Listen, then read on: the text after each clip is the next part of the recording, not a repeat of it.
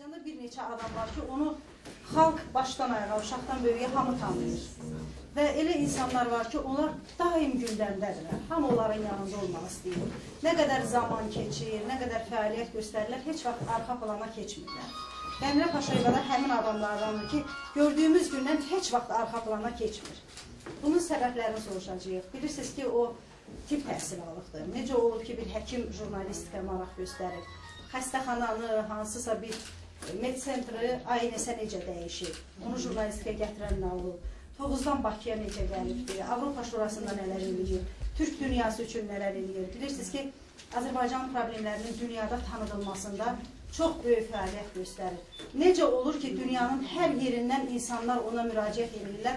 Tutaq ki, Xocalı ilə bağlı bir hansısa informasiya yaymaq, hansısa böyük bir tədbirlər keçirmək lazım olanda, məsələn, bizə deyirlər xaricdən gələnlər ki, Azərbaycan deyəndə yadımıza düşən adam Qəmrə Paşayeva olur ki, mütləq bunları onlar eləyir. Bunu necə qazanıbdır? Məsələn, 10 il sonra, 15 il sonra özün harada görür? Bu cür suallar verəcəyim, mən çəkilirəm qırağa. Qəmrə xanımı buraxıram sizin ixtiyarınıza. Ürəyiniz nə istəyir, yoxsa kömək lazımdır? Ürəyiniz nə istəyir, sual verə bilərsiniz. Şəxsi həyatından da biz belə danışmışıq. Siyasi fəaliyyətindən də, millət vəkili kimi fəaliyyətindən də, jurnalistikadan niyə millət vəkilliyinə getdi? Niyə jurnalistikanı bəlkə doğrudan da bir pilləkən kimi istifadə elədi, ya həyat bunu tələb edirdi? Ürəyiniz nə istəyir soruşun. Mən də hər birisi zamanlayıram. Azərbaycan Tədqiqat Akademiyasında bizim tələbələrimiz var və gələnlərin hamısını bizdə bildiyiniz kimi hər şənbə günü Vəsilə xanımın böyük dəstəyi ilə bizdə debatlar keçirilir. Ancaq bu dəfə debat deyil, yəni xarakter baxımından sadəcə olaraq görüşdür. Ancaq ümidvaram ki, kim bilir, bəlkə də biraz debat xarakterdə aldı. Proqnozlaşdırmamışıq. O aslında bizim gücümüzdə. Yox. Hər biriniz xoş gəlmişsiniz uşaqlar və hər birinizi hər zaman Azərbaycan Tədqiqat Akademiyasında həftənin 7 günü, ancaq ki 24 saat yox. Saat təqribən 10-a qədər görməyə şadıq. Səhər ondan axşam 10-a qədər. Buyurun. Çox sağ olun. Mən də təşəkkür edirəm Vəsilə xanıma ilk növbədə. Sizlə bizim görüşümüzün təşəbbüskarı və ideya müəllifi Vəsilə xanımdır. Mənim çox sevdiyim, dəyər verdiyim birincisi dostumdur. İkincisi də Azərbaycanın çox dəyərli jurnalistlərindən və ziyalılarından biridir.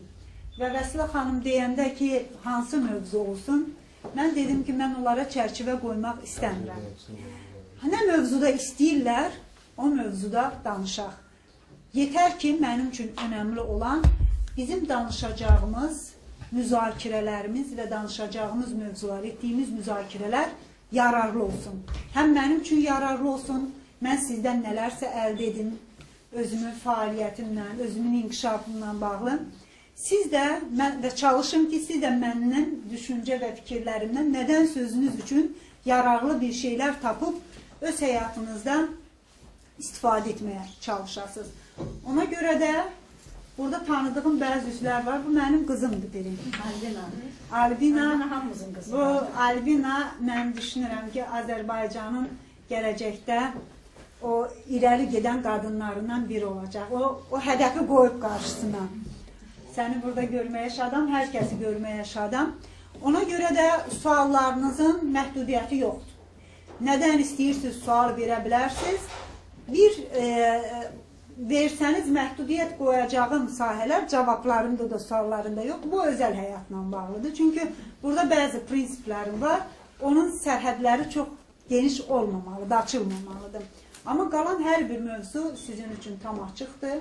Mən məmnuniyyətlə sizi eşitməyə, dinləmək. Şəxsi həyat deyəndə o cür içəri girməkdən danışmadıq da. Qəmrə xanım həm bacıdır, bibidir, qardaşı var, bacısı var, gözəl bir anası var. Yəni o mənada ki, şəxsi həyatında da insanlar var. Biz də təşəkkür edirik Qəmrə xanıma, elə bu başdan təşəkkür edirik ki, bilirsiniz ki, ən məşğul millət vəkilidir. Ən məşğul. Mən bir dəfə Facebookda yazmışdım, bilmirəm, uşaqlar görüb-görməyib.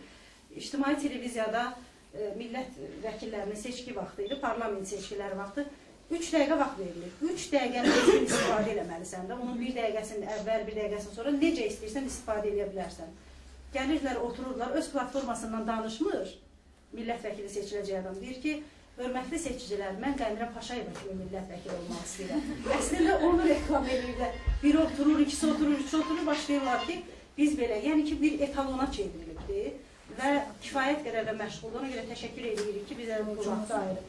Mən çox təşəkkür edirəm. Bu qədər gənc insanla söhbət eləmək, bu fürsət çox tez-tez olmur. İş başımızı bəzən o qədər qatır ki, gəncləri çox dinləyə bilmirik, onların fikirlərini çox eşidə bilmirik. Mən düzdür, Facebookda çox zamanım olmur. Keşkə zamanım çox olsaydı da sosial şəbəkələrdə amma ciddi istifadə etməklə bərabər mənim ən üzüldüyüm tərəf ondan ibarətdir ki, bəzən baxıram bizim gənclərimiz sosial şəbəkələri çox ciddi də yaxşı, yəni faydalana biləcək, həm özünün, həm də toplumumuzun, dövlətimizin faydalana biləcəyi kimi lazımi səviyyədə istifadə etmir. Amma bəzən baxıram gənclərə, görüm gənclər nə düşünür, nə deyir, nələri müzakirə edirlər, amma belə üz-üzə görüşməyin başqa bir zövqü var. Çünki sizin gözlərinizə baxa bilirəm, sizin düşüncələrinizin bir hissəsini gözlərinizdən danışanda oxuya biləcəm. Bu canlı təmas mənim üçün çox önəmlidir. Ona görə zamanı itirməyək.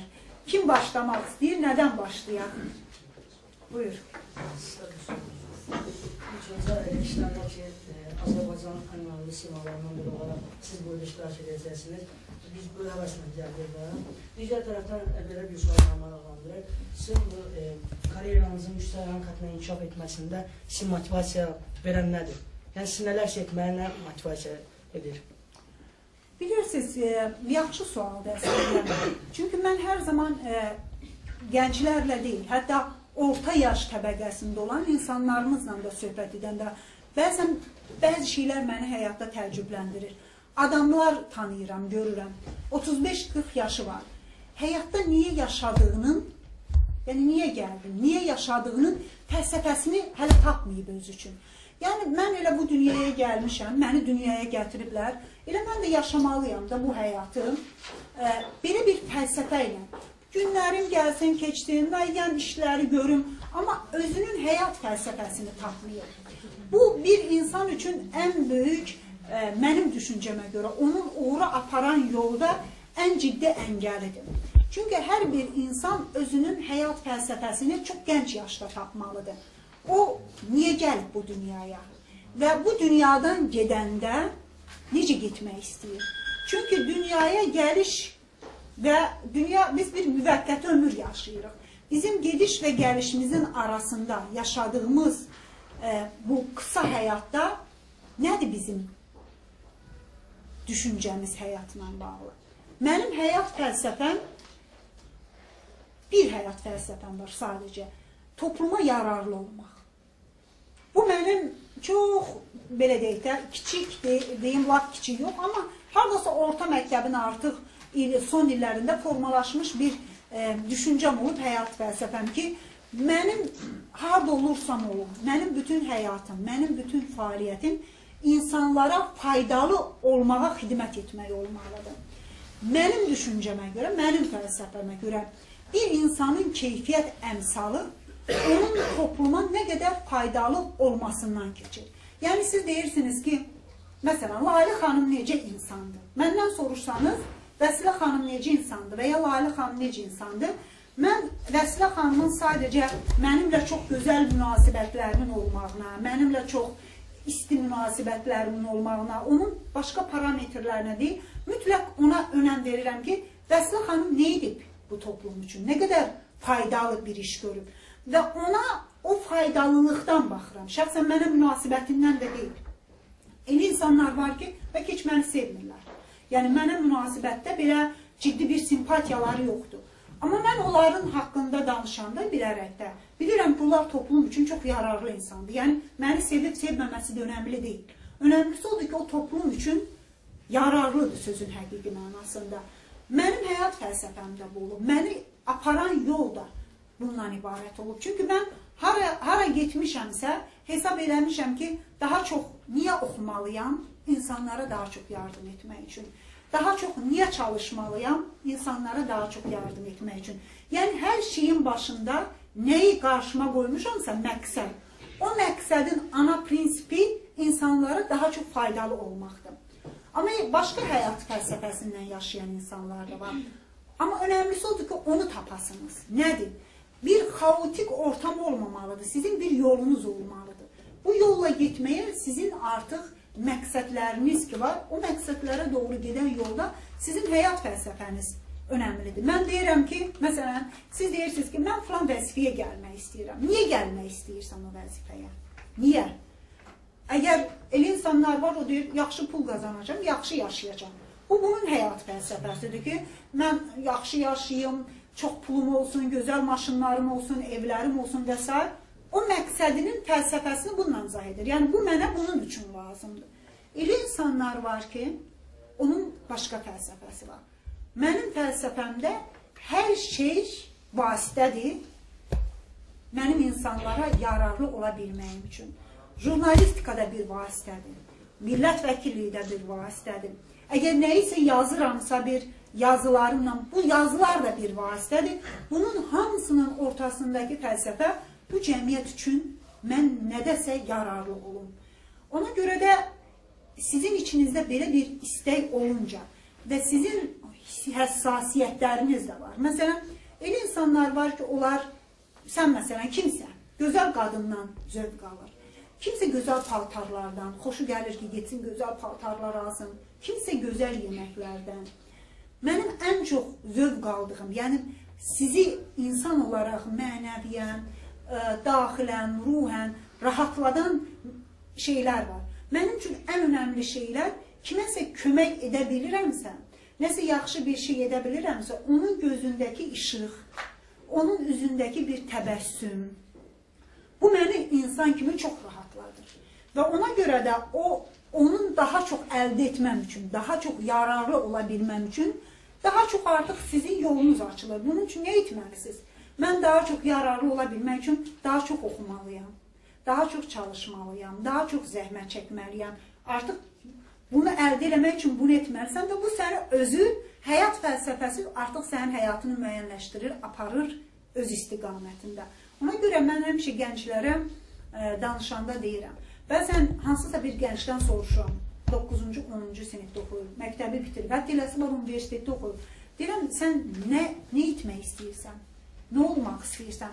Bu aldığın təhsil, bu, məsələn, mən universitetin jurnalistika fakültəsində oxuyuram, hüquq fakültəsində oxuyuram. Bu hələ heç nə demək deyil. Sən nə olmaq istəyirsən? Nədir sənin həyat fəlsəfən? Sən nə etmək istəyirsən? Hansı yolu getmək? Nədir sənin məqsədlərin? Necə getmək istəyirsən o yola? Görürəm ki, hələ özü üçün müəyyənləşdirməyib. Yəni, sizdə bu düşüncəni formalaşdıran nə oldu? Yəni, çox oxumaq, necə bu fikrə gəldiniz? Yoxsa sizin ailədə bu cür məqsədlər var? Bəlkə atadan gələn şeylər var? Ulu baba bilirəm ki, bəli. Təbii ki, genetik kodlar ailə çox önəmli faktordur. Bunu açıq şəkildə deyək ki, mən hər zaman ailənin təsirini çox böyük qiymətləndirirəm. Və mən qadınların təhsil alması, qadınların savadlı olması, qadınların təhsil alması, qadınların cəmiyyətdə öz yerini tutması anlayışını da hər zaman çox müdafiə edəndə ona görə etmirəm ki, təkcə mən qadınam. Və bu hansısa bir feminizm duyğularıdır. Ona görə edirəm ki, cəmiyyətimiz üçün normal evlatların, normal insan və şəxsiyyətin yetişməsində ananın rolu çox böyükdür. Biz bununla nə qədər cəmiyyətimiz üçün insan tərbiyə edən, sözün həqiqi mənasında belə yox, fiziki insan, şəxsiyyət olaraq, mənəviyyat olaraq, düşüncə olaraq insan yetişdirən, belə deyək, anaların sayını daha da artırmalıyıq. Təbii ki, mənim düşüncələrimdə, mənim həyatımın formalaşmasında ailəmin böyük rolu olur. Ailəmin, böyük, kiçik mənada da ailəmin, atamın, anamın, böyük ailəmində, nəslimizin bir böyük təsir olub. Müəllimlərimin çox müsbət təsir olub bu.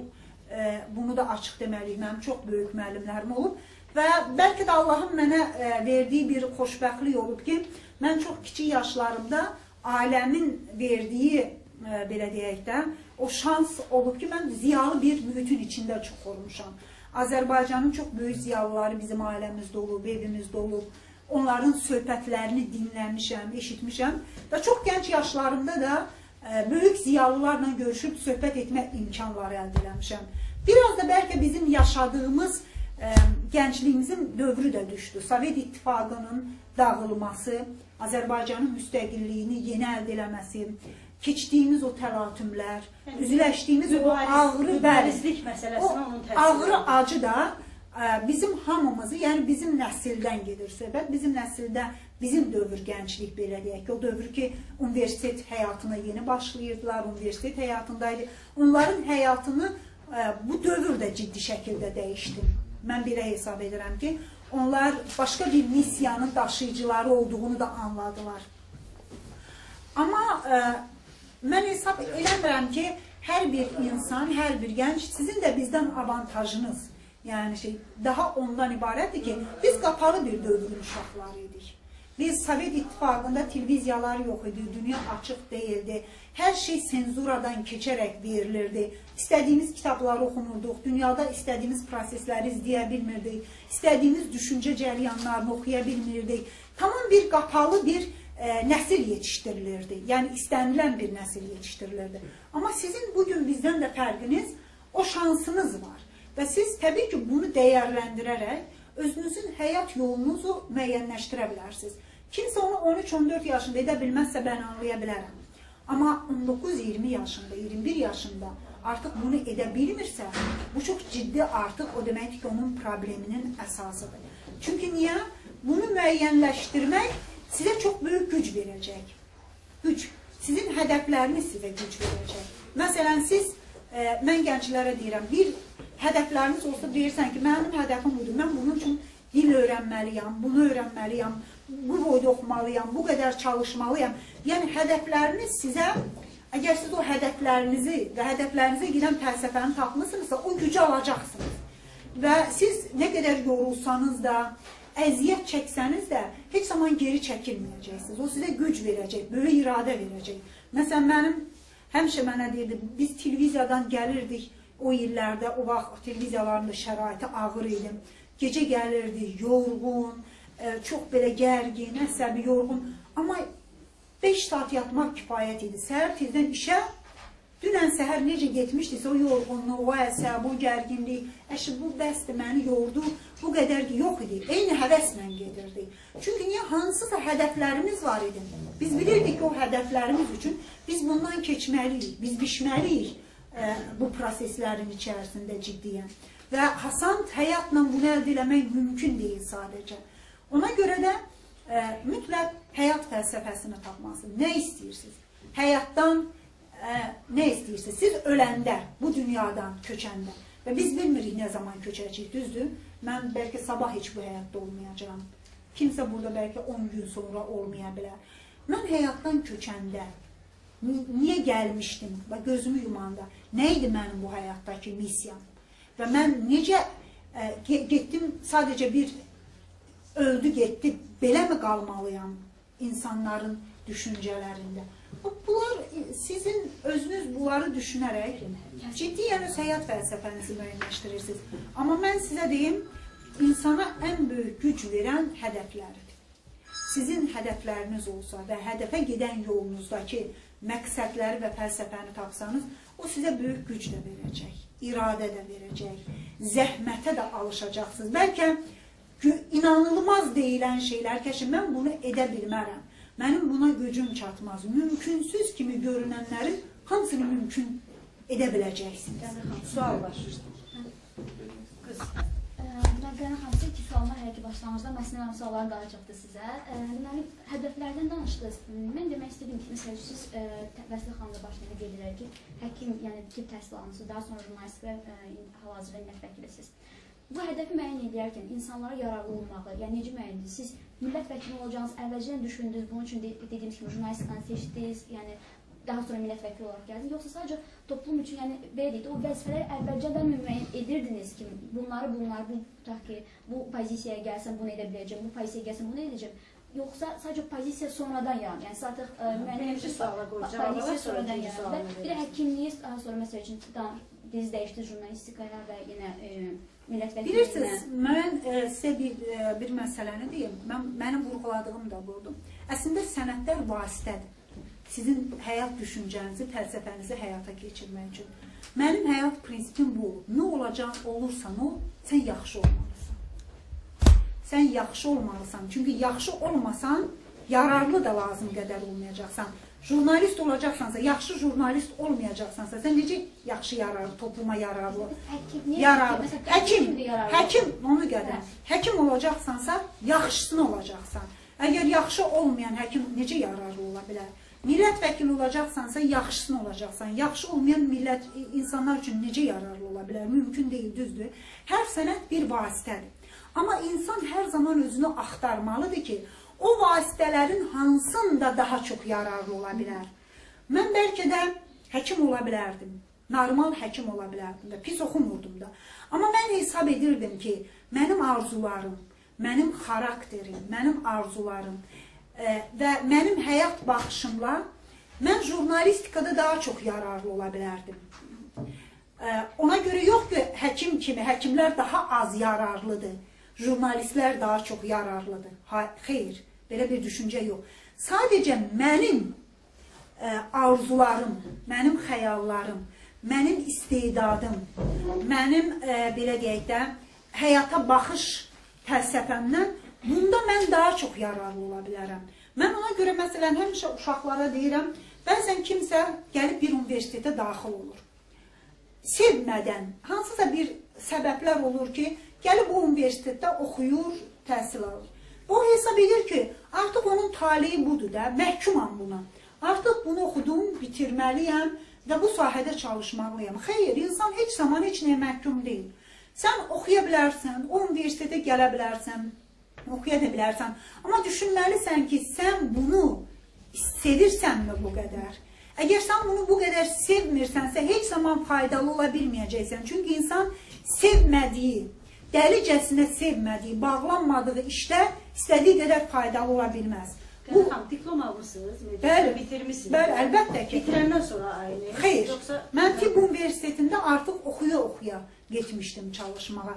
Və mənim də tibb universitetinə gəlmə səbəblərimin içərisində hansısa faktorlar rol oynadı. Deyək, ailə faktorları. Çünki mənim anam, nənəm istəmişdi mənim anam həkim olsun. Anam həkim olmamışdı. Onların ikisi də istəyirdi ki, mən həkim olum ailədə. Və o zaman bizim zamanımız, biz orta məktəbdə oxuyanda Sovet İttifaqı dövrü idi hər zaman. Jurnalistikanın imkanları geniş deyildi. Sadəcə dövlət televiziyası vardı və bir-iki dövlət qəzeti vardı. Orada da məhdud imkanlar var idi. Və anam mənim jurnalistika arzu və həvəslərimə hər zaman bu argumentlə deyirdi ki, sən onsuz istədiklərini etmə şansın yoxdur orada.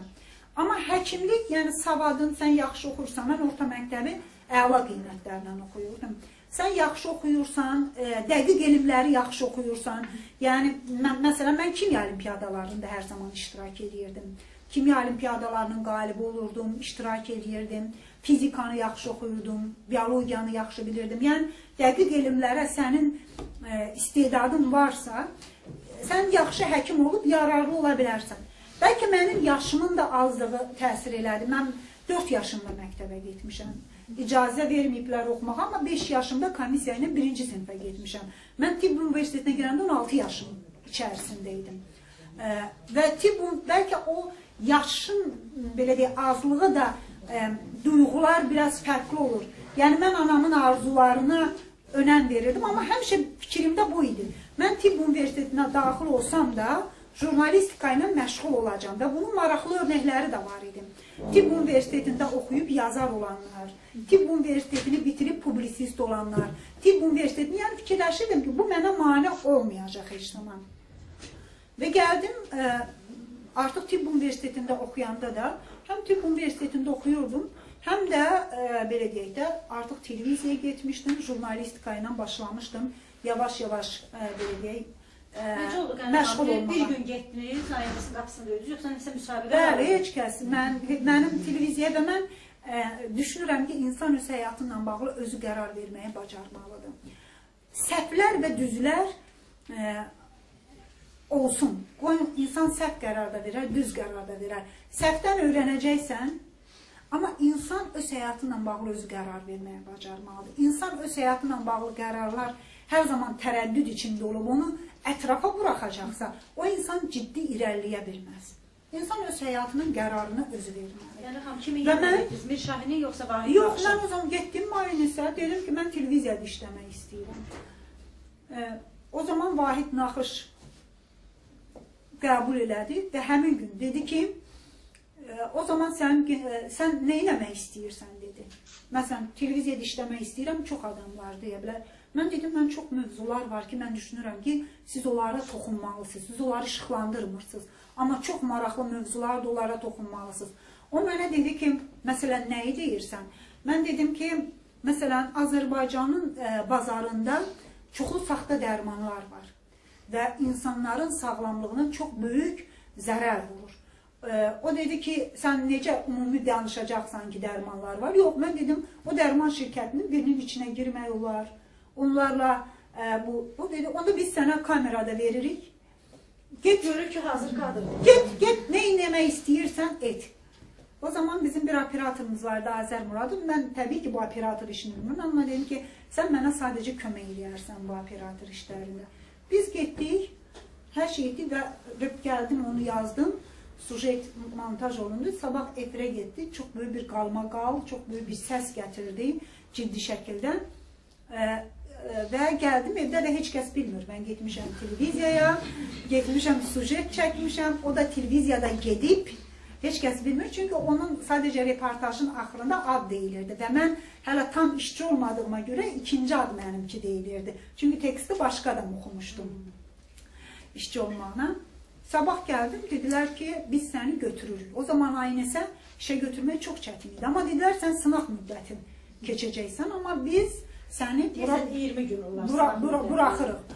Mən bir 2-3 reportaj gedəndən sonra günün birində biz atamla, anamla daha dostluğumuz var idi. Atamla daha sərbəst şeylər vardı. Çünki anamın mənim jurnalistikaya getmə, belə deyək, arzularıma əngəl olmasa da o qədər isti də baxmırdı. Amma atam ədəbiyyatçı idi, yaxşı ədəbiyyatçı idi. Atam biraz çox açıq fikirli adam idi. O hesab edirdi ki, insan öz arzularının arxasınca getməlidir. Nə arzular varsa getməlidir. Ona bəli, məhdudlaşdırmaq olmaz. Mən atama dedim, səhər işə gedəndə dedim ki, sən bir 15 dəqiqə gec gedə bilərsən. Dedim, niyə? Dedim, indi televiziya aynəsində mənim sujetim gedəcək. Atam heç bir bunu ciddi belə qəribə qarşılamadı. Necə gedəcək? Oturdu, baxdıq sujetə, baxdı mənə, dedi ki, ged işlə. Sən edə bilərsən. Sonra anamız, yəni belə bir məhdudiyyət, çünki artıq bizi də ailədə belə böyütmüşdülər.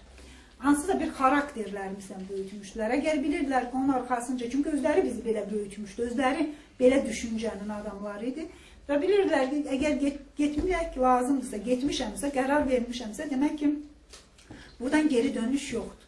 Və ondan sonra da bu sahə ilə məşğul olmağa. Niyə? Mən hesab edirdim ki, mən jurnalistikada təbabətdən daha çox şey edə bilərəm. Baxmayaraq ki, məsələn, mən məhkəmə təbabətini çox yaxşı oxuyurdum. Şamil Səlimxanov o zaman, bilirsiniz ki, məhkəmə ekspertizası, tibbi ekspertizası bu sahədə bütün kitabların, dərsliklərin əsas müəllifidir və bu sahənin ən böyük bilicilərindən biriydi. O bizə məruzə oxuyurdu o sahənin. O mənə demişdi ki, mən səni Bakıda saxlayacağım, üstündə duracağım, məhkəmə tibbi ekspertizasında çalışacaqsan, sən getmə bu sahədə. Beşində mən dedim, mən qərarımı qəbul eləmişəm, gedəcəm. Amma tibb mənə zərər vermədi. Mən niyə deyirəm ki, insana hər zaman özünü axtarmalıdır. Mən hesab eləmirəm ki, təbabət tibb sahəsində getdim, oxudum, müəyyən zaman keçirdim. O mənə, belə deyək, hansısa zaman aldı, yox. Mənə çox şey verdim. Çünki o sahədə bir çox sahələr var idi orada oxuyanda. O sahədə aldığım biliklərin hamısı mənə jurnalistikada çox gözəl kömək etdi. Öz həyatımda kömək etdi, sonra millət vəkilliyimdə kömək etdi. Yəni, aldığınız biliklər heç zaman artıq deyil. Bir zaman gəlir, bəlkə sizə bu dövrdə deyirsiniz ki, bunu oxuyuram, bu mənim üçün artıq nəyimə lazımdır. Amma bir zaman gəlir, görürsünüz ki, yox. Aldığınız o bilikləri, o informasiya sizin üçün əslində nə qədər önəmliymiş. Və təbabət də mənim üçün çox böyük önəm daşıyan bir sahə oldu. millət vəkilliyinə də elə gəldim. Qəndə xanım, jurnalistikadan bir dənə də sual verim. Siz bir olun, suallarınızı verin. Qəndə xanım, sizin hədəflərdə danışın. Televiziyada Müdaxilə edə bilərsiniz. Müdaxilə edə bilərsiniz. Jurnalistikada bir şey var da, sən qəhrəmanlıq, Koroğlu kimi qəhrəmanlıq eləməlisən. Amma bunu bütün televiziyalar vermir. Yəni, aynəs sizə o qəhrəmanlıq eləmək imkanını verirdi, yoxsa siz divarı deşib keçirdiniz? Təbii ki, burada qarşılıqlıdır məsələlər. Çünki bir televiziyaya çox kadrlar gəlir. O şəraitin onlar üçün hamısı verilir. Yəni, olan Xüsusilə aynəsdə. Bəli, ümumi mühitdir. Yəni, sizin üçün bir mühit verilir. O mühitdən artıq, təbii ki, o mühitin... Cümləsini bitirəndə sualını verərsən. O mühitin olması çox vacibdir. Yəni, mühit olmazsa çox çətin olar sizə verirlər. Amma o mühitdən necə yararlanmaq məsələsi də var. Hər kəs o verilən mühitdən yararlanmır. Bizdə də belə idi. Kimsə o mühitdən daha yaxşı yararlanaraq, daha faydalı işlər, yenə deyirəm, oraya da gələnlərin həyat fəlsəfəsi hər sayədə fərqlidir. Kimin üçün isə oraya gəlmək, jurnalistika ilə məşğul olmaq, aynəsə gəlmək, onun üçün lazım idi ki, küçəyə çıxanda daha çox insanlar desin ki, bu qız axşam veriliş aparırdı, o frankəsi tanıyırsınız, o da daha çox ondan qürurlansın, bir egoları daha çox artsın. Kimsə gəlirdi ki, çox pul qazanacam. Yəni, məni tanıyacaqlar jurnalistikada. Üstəlik də ki, belə bir kanalda ki, onun, belə deyək də, nüfuzu da çoxdur. Mən daha çox pul qazana bilərəm, özümü tanıdaram, pul qazanaram. Kiminiz üçün, hər kəs üçün bir şey üçün lazım idi bu. Mənim üçün bunlar lazım deyildi. Çünki mən həyatım boyu həmişə efirə qaçmaq yox, efirdən qaçıb reportyor olmaq üstünlük verirdim. Mənim jurnalistikada ən sevdiyim sahə, ən çox sevdiyim iş reportyorluq idi. Çünki orada sən özünsən. Aparıcılar kimlərinsə məhsulunu təqdim edirsən. Mən bunu sevmirəm. Başqalarının məhsulunu təqdim etmək. Mən öz məhsulumu hazırlamağı sevirdim. O mənimkidir. Və reportyorluqda sənin sərhədlərin daha genişdir. İmkanların daha genişdir.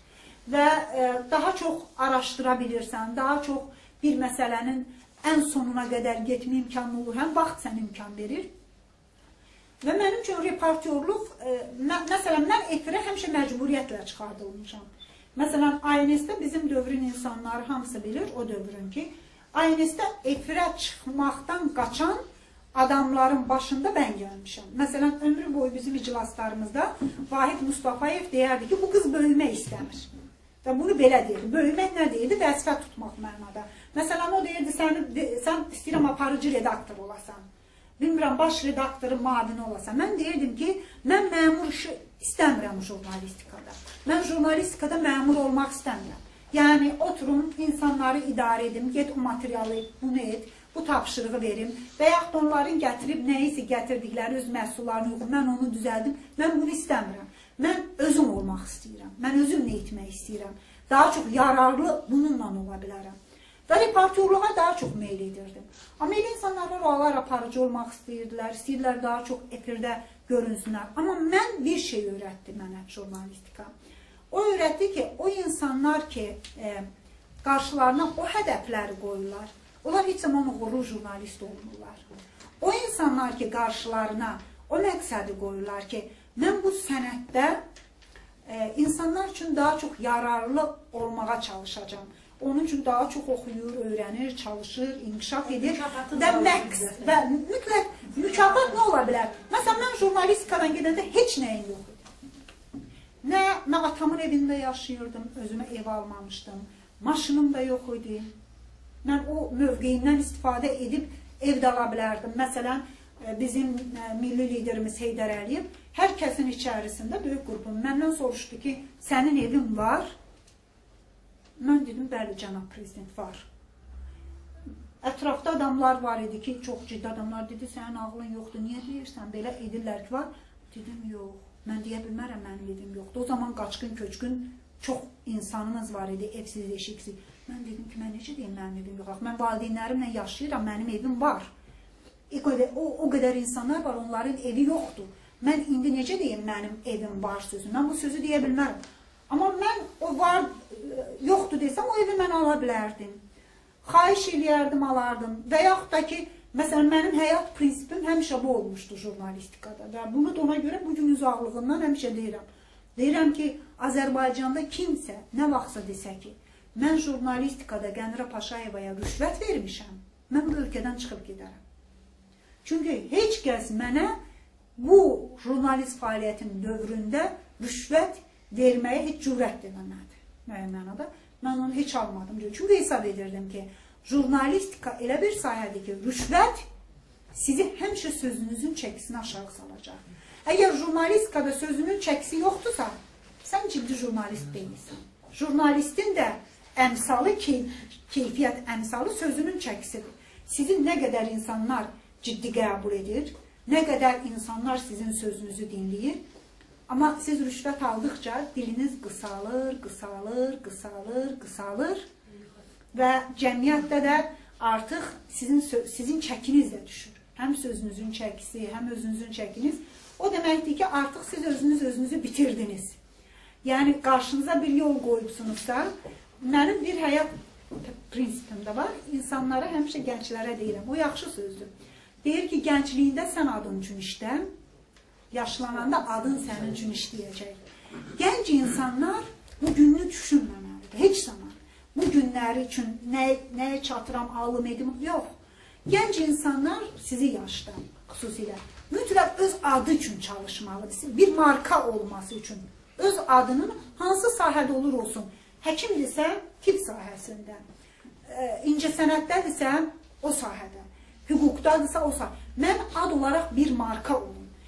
Bu marka olaraq cəmiyyətdə siz qəbul olunacaqsınızsa, bunun biraz, bəlkə mağazinsel dedim bu marka sözünü. Yəni, doğrusu budur.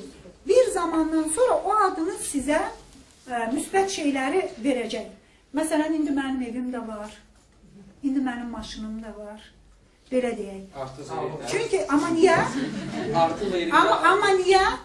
Çünki mən, indi özü də alma açıq şəkildə deyirəm mənim maşınım var. Çünki mən onu rüşvətlə almamışam.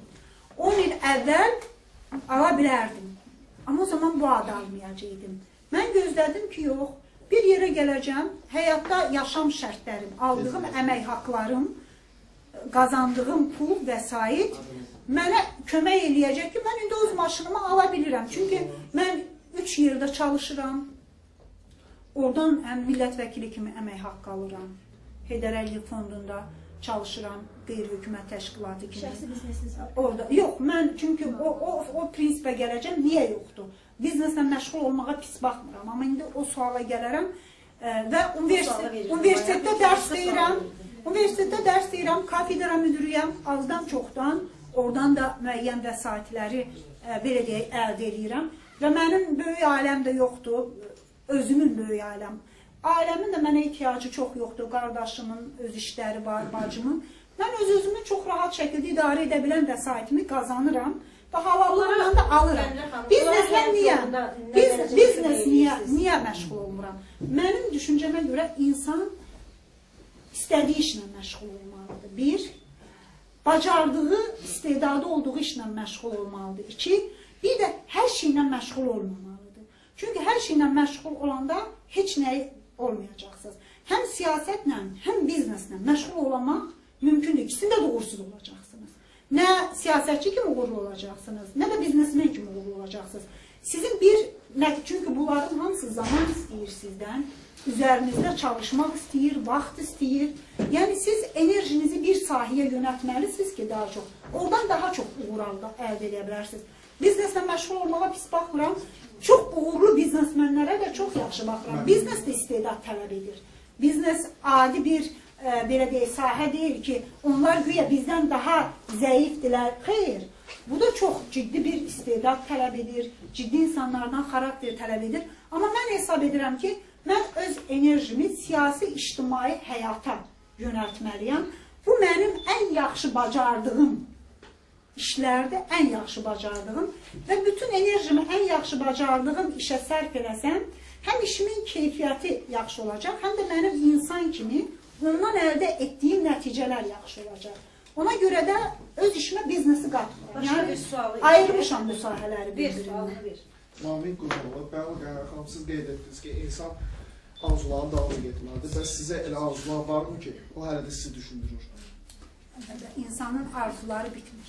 Yox, başım Heç zaman bitmir. Əlbəttə, o qədər arzularım var ki, belə daimi deyək. düşündürən ya. Necə? Yəni ki, ümumi olaraq daimi sizi düşündürür.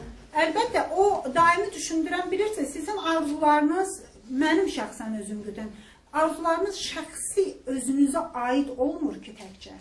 Sizin arzularınızın şəxsən böyük bir hissəsi o topluma bağlıdır, cəmiyyətə bağlıdır, dövlətə bağlıdır. O arzularınız da var.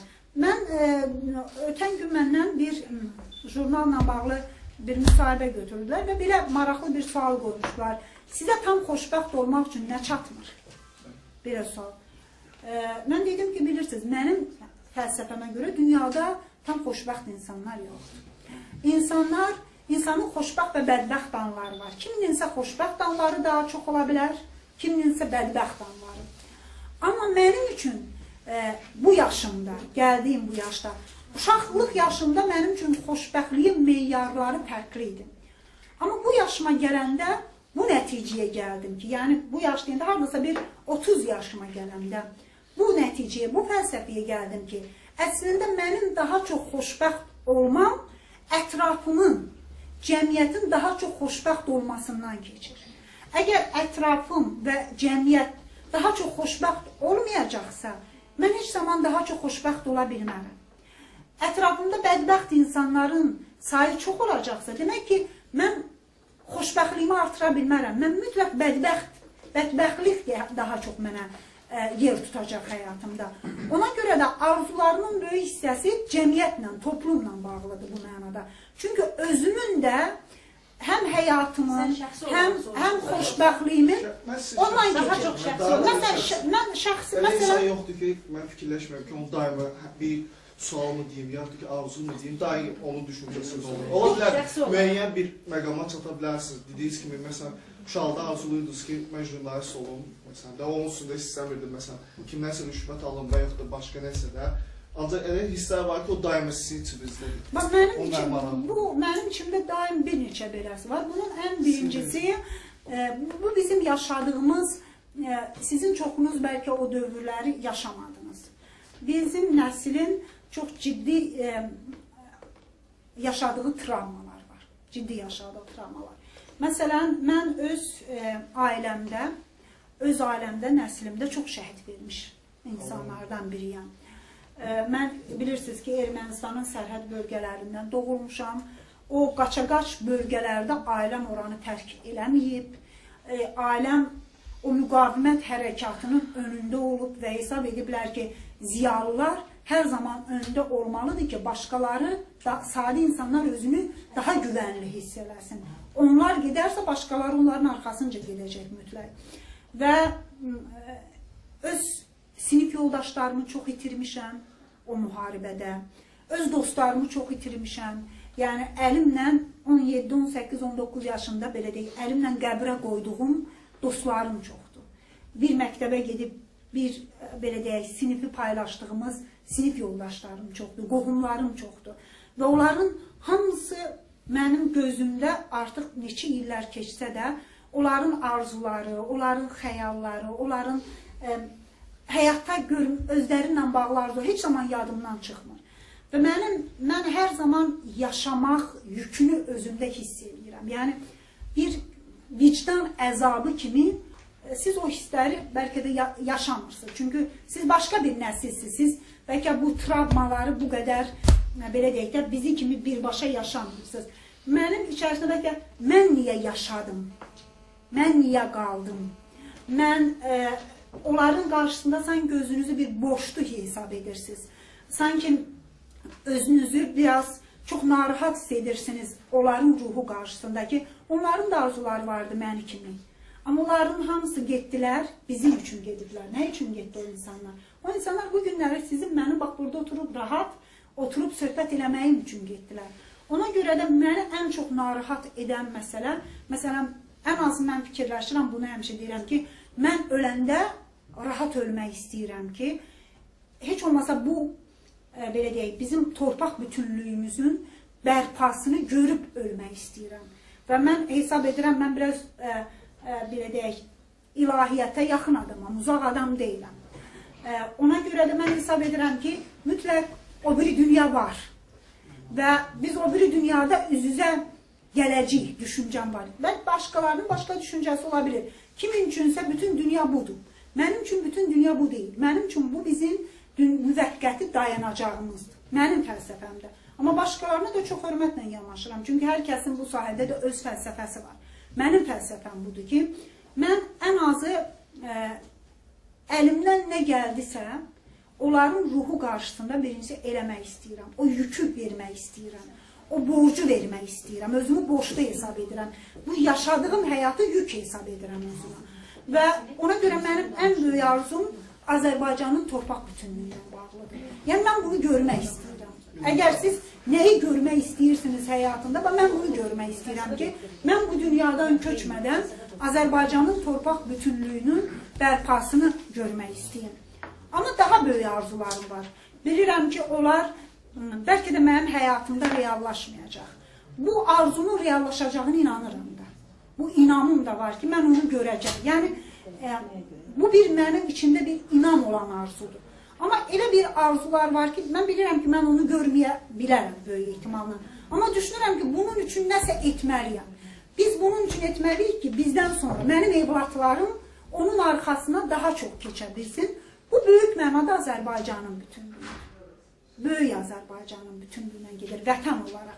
Bu mənim üçün, kimin üçünsə bir fantaziya ola bilər, kimin üçünsə bir xəyal ola bilər. Amma hər şey elə bu xəyallardan başlayır, arzulardan və düşüncələrdən başlayır. Və mən bunun üçün də nəsə etmək istəyirəm ki, ən azı mənim düşüncəmə oturmuş bir şey, mənim evladım onu daha güclü şəkildə apara bilər deyən belə bir arzularım da var. Yəni, özümlə bağlı xüsusi arzular etmirəm. Bütün Azərbaycan, bunlara inanırsınız. Bəli. Bilirsiniz, tarixdə sizlə Vəsilə xanım, onlar çox gənc nəsildir. Sizlə biz orta məktəbdə oxuyanda kimsə desəydi ki, Sovet İttifaqı dağılacaq, o adama dəli kimi baxardılar ki, bu adam ağlını itirib. Onlar çox gəncdir, amma biz o dövrləri yaşayırdıq. Bunu xəyal kimi belə düşünmək mümkün deyil, amma sizlə biz cəmi bir neçə sonra o proseslərin şahidlərinə çevrildik. Hər şey tarix, zaman, məkan. Dünyada elə proseslər gedə bilər ki, və mənim düşüncəmə görə biz o proseslərə hər zaman düşüncə ilə, xəyalla, hədəflə hazır olmalıyıq. O, Atatürk'ün bir misalı var idi gənc nəsillərə xitabında. Deyirdi ki, bir gün Sovetlər dağılacaq. Siz o günə hazır olmalısınız. Yəni, o demirdi, bu 5 il sonra olacaq, 10 il sonra olacaq. O deyirdi ki, bir nəsillər yetişməlidir, o düşüncə ilə, əməllə ona hazır olmalıdır ki, o prosesdə özünü itirməsin. Onun hədəfi olmalıdır. Sizin hədəfiniz olmadan onun arxasınca yürüyə bilməzsiniz ki. Məsələn, mən Azərbaycan müstəqilliyini təzə əldə edəndə İrana gedib gəlirdim. Çünki mənim ailəmin bir tərəfi oradandır. Yəni, mənim ailəmin keçmişinin bir hissəsi Cənubi Azərbaycan kökənli. Ata-babalar. Bəli, atamın ata-baba hissəsində, mənim atamın ata-baba hissəsi Nadir Əfşarın nəslidir. Nadir Əfşar bilirsiniz ki, Əfşar türklərinin qırıq boyundan gəlir və biz o nəslin nümayəndələr gəlirik. Mənim atamın bir tərəfi oradan gəlir və mən oraya gedəndə çox yaxşı yadımdadır. Hətta elə olmuşdu ki, ağlamışdım bəzən o bölgələrə gedəndə ki, necə yəni belə milli düşüncə, milli hisslər, milli hərəkat yoxdur. Mən çünki bizi belə böyütmüşdülər. Mənim ailəmdə, mən bunu hər yerdə verişdə açıq deyirəm, bizim evimizdə qapını açan qonaq, ilk qapını açanda rastlaşdığı şəkil Şəhriyarın şəkli var. Bəzən uşaqlar elə bilər, o bizim babamızdır. Çünki babamızın şəkli olmazdı Şəhriyarın. Çünki atam hər zaman evdə Cənub və Şimali Azərbaycan bir vəhdətini yaradardı və mütəmadi olaraq danışardı. Bu bizim evimizin söhbətləri olardı. Atam Şəhriyarı hər zaman deyərdi, danışardı, ağlayardı. Rübabə xanım oxuyardı, ağlayardı. Və ya Mədinə Gülgü ilə Sabir Azəri gələrdi bizim evimizə, danışardılar, belə deyək, Cənubi Azərbaycandan və həmişə o beyindəki o düşüncə, biz belə böyümüşdük ailədən, bəlkə bunun təsiri də var. Amma mən 15 ilin içərisində Cənubi Azərbaycanda necə bir milli hərəkatın yenidən başladığını görürəm. Və mən tarixi də oxuyuram. Əgər o torpaq bir əsrin içində, 50 ilin içərisində Səttərxan hərəkatını, Pişavari hərəkatını, Xiyabani hərəkatını yaradıbsa, demək ki, bu toplumun o enerjisi var, o nüvəsi var. Ona görə də heç zaman deməyin ki, ola bilməz. Proseslər elə gedə bilər ki, sizə belə bir vəziyyət yarada bilər. Ona görə siz özünüz ona düşüncə ilə hazırsınız. Buyur, sağ olun. Siz deyirsiniz ki, yəni bu bütöv Azərbaycan olacaq. Yəni bütöv Azərbaycan deyəndə konkret Qarabağı nəzərdə tutursunuz, yoxsa Təbriz də burada daxildir? Yox, bütöv Qarabağın daxil olduğu məkan Şimali Azərbaycandır. Mənim danışdığım Azərbaycan Cənub və Şimali Azərbaycanın birliyidir. Aydın, bəs indi Milli Məclisdə bu yaxınlarda yəni qərar dəyişmək istədilər. Buna necə baxsınız? Dəyişmək istəmədilər, bir millət vəkili təklif edir. Bilirsiniz, mənim buna nə mənfi, nə də müsbət belə deyək, fikrim yoxdur. Yəni, nə bunu etməməliyik demək istəmirəm. Bəlkə də edə bilərik. Amma bugünkü reallıqla mən hesab edirəm ki, bunu etməsək də olar. Əsas odur ki, bizim hədəfimiz düşüncəmiz olsun. Yəni, ad dəyişməkdən daha çox bu ideyanın, bu düşüncənin arxasındakı çalışmalar önəmlidir. Bunun üçün də ən önəmlisi altdakı düşüncə dəyişməlidir. Bizdə hər zaman düşünürlər ki, bunu siyasətçilər eləməlidir. Yox, toplumun bir-birindən düşüncə olaraq qaynaşmasına ehtiyac var. Çünki olmayanda bu çox ağırlı olur. Məsələn, bizim gənclərimizin, mən çox istəyirəm ki, diasporaya da gedəndə hər zaman biz onları 1.30 dururuq. Fərqi yoxdur. Gənclərimiz Cənubi Azərbaycan gənclərindən çox yazışsınlar. Sosial şəbəkələrdə.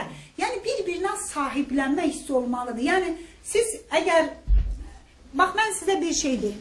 Əgər sizin itirdiyiniz, belə deyək, itirdiyiniz bir qələmdirsə, qələmi, itirsəniz, onu neçə dəqiqə axtaracaqsınız? Bu psixologiyanın qanunudur. Tapana kimi axtarmayacaqsınız. Deyəcəksiniz ki, onu... Deyəcəksiniz ki, əşək, nə olsun, indi bir neçə dəqiqə baxacaqsınız, onun elə dəyəri yox, da başqası. Bu telefonu itirsəniz nə qədər axtaracaqsınız? Qələm qədər mi axtaracaqsınız? Yox, bunu daha çox axtaracaqsınız. Niyə?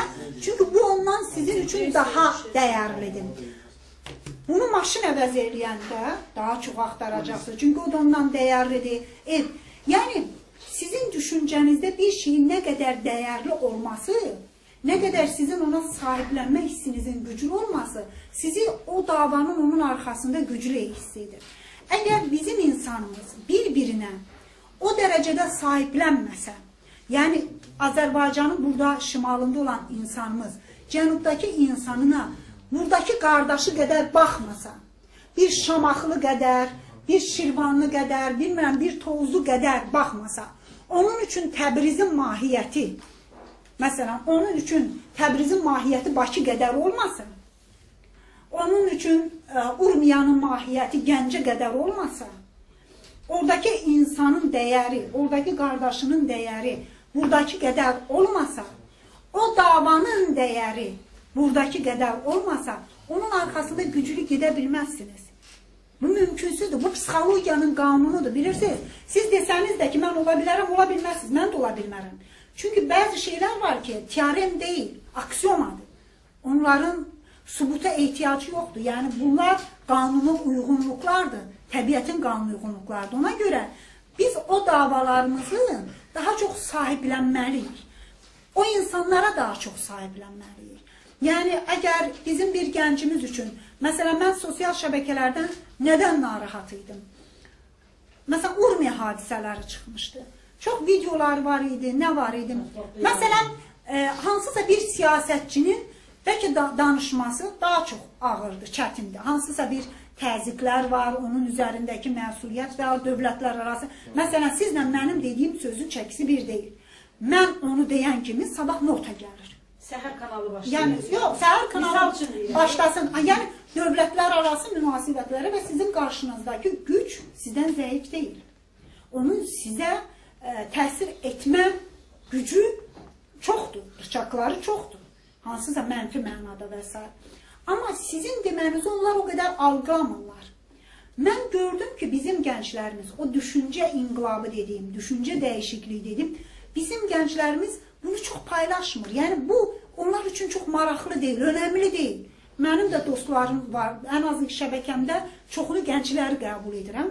5000-ə yaxın da bir şəbəkədə nə qədər dağıdıblar, mənim dostum var, çox gənc insanlar, mənə gəlir, ən azı özümə gələnlərin içində baxıram və hətta mənim paylaşdıqlarıma baxırdım, videoları zaten, görüm nə qədər insan bunu paylaşır, götürərək paylaşır. Mən bu rəqəmləri çox az görürdüm. Paylaşmırlar, çoxu məsələn yenə də Türkiyədə yaşayan Cənubi Azərbaycan kökənlilər, burada yaşayan, bax bu qopxuluqdur və Cənubda da Qarabağla bağlı, Azərbaycanla bağlı hansısa məsələlərdə gənclər eyni, biraz uzaq, sanki bu bizə biraz daha aralı məsələdir deyə. Bax, bu sahiblənmə hissi olmadan, onu deyirik, bu qarşılıqlı gənclər, siz qaynaşmalısınız, bilirsiniz, siz yeni bir nəsil gəlir. O qaynaşma getməlidir ki, altda o qaynaşma olmalıdır ki, o üstə də ideya olaraq daha ciddi şəkildə gələ bilsin. Ona görə mən çox istəyərdim ki, mən sözümü buna, mən məsələn çox istəyərdim ki, siz hər zaman Cənubi Azərbaycan mövzusuna özünüzün həssasiyyətinizi ciddi şəkildə ortaya qoya bilərsiniz. Mən neyin yerəm deyə bilərsiniz, yəni mənim əlimdən nə gəlir ki? Xeyr, hər kəsin öz yerində, oturduğu yerdə özünə görə edə biləcəyi işlər var. Bəlkə sizinki məni qədər deyil. Mənim tutduğum vəzifə, status və s. deyil. Amma sizin də yerinizdə edə biləcəkləriniz var. Və hər kəs bizim toplumda üzr istəyən bir ciddi problem var. Mən bunu deyəcəm. Bunu bitirim. Bir gün Yaponiyanın səfiri Toshiyuki Fujiwara, bundan əvvəlki səfiri, onunla biz çox dost idik. Bir ailə dostu idik, bir insan kimi dost idik və mən ondan çox şey öyrənirdim. Onların fəlsəfələrində, baxışlarında. Çünki bunlar çox qəribə bir fəlsəfə bilinci altındakı millətdirlər ki, bunlar çökürlər dibə və onların yenidən ən üstə qalxması üçün 10 il kifayət edir. Yəni, dünya 20-ci əsri təkcə götürün, düz 20-ci əsrin əvvəlində Yaponiya hansı vəziyyətə düşdü, hara qalxdı. Ortasında Hiroşima, Nagasaki hara düşdü, hara qalxdı və bugün dünyanın ordusuz, zatsız, adamların bir simbolik ordusu var. Ordusuz zatı dünyanın ən böyük gücünün biridir. Ben ondan soruştum ki, cənab səfir, nədir bizim fərqimiz? Sizlə bizim fərqimiz nədir? Sizi belə surətlə inkişafa aparan, amma bizə hardasa mane olan, əngəllər olan ki, potensialımızla gedə bilməyən. Bu nədir? Təbii ki, başqa irqlərin nümayəndələri yox. Düşüncə mən önəmli. Çünki mənim üçün hər şey düşüncədən başlayır. Düşüncə bir insanın xarakteridir. O Mahatma Gandhi'nin o məşhur sözündəki kimi düşüncə insanın xarakteri, əməli, sonra da həyatına və millətin də belə həyatına çevrilir. O yaxşı bir söz dedim. Dedi ki, bizim bircə fərqimiz var. Nədir dedim? Sizdə dedi, bizdə dedi Yaponiyada bir hadisə yarananda, bir problem yaranır. Biz bu başa düşürük ki, bax bu ciddi problemdir, üzləşirik. Yalnız nəsə bundan rahatsızlığımız var. Birinci sualımız nə olur bilirsiniz? Nə olur dedim. Hamı deyir ki, bu problemdən necə çıxacağıq? Hər kəs özünü o problemdə biraz günahkar hiss edir. Deyir ki, əgər belə bir problem varsa, demək, haradasa, nə ilənsə, mənim də azdan çoxdan bunda günahım var və hər kəsin birinci sualı da olur ki, indi bu problemdən necə çıxacaq?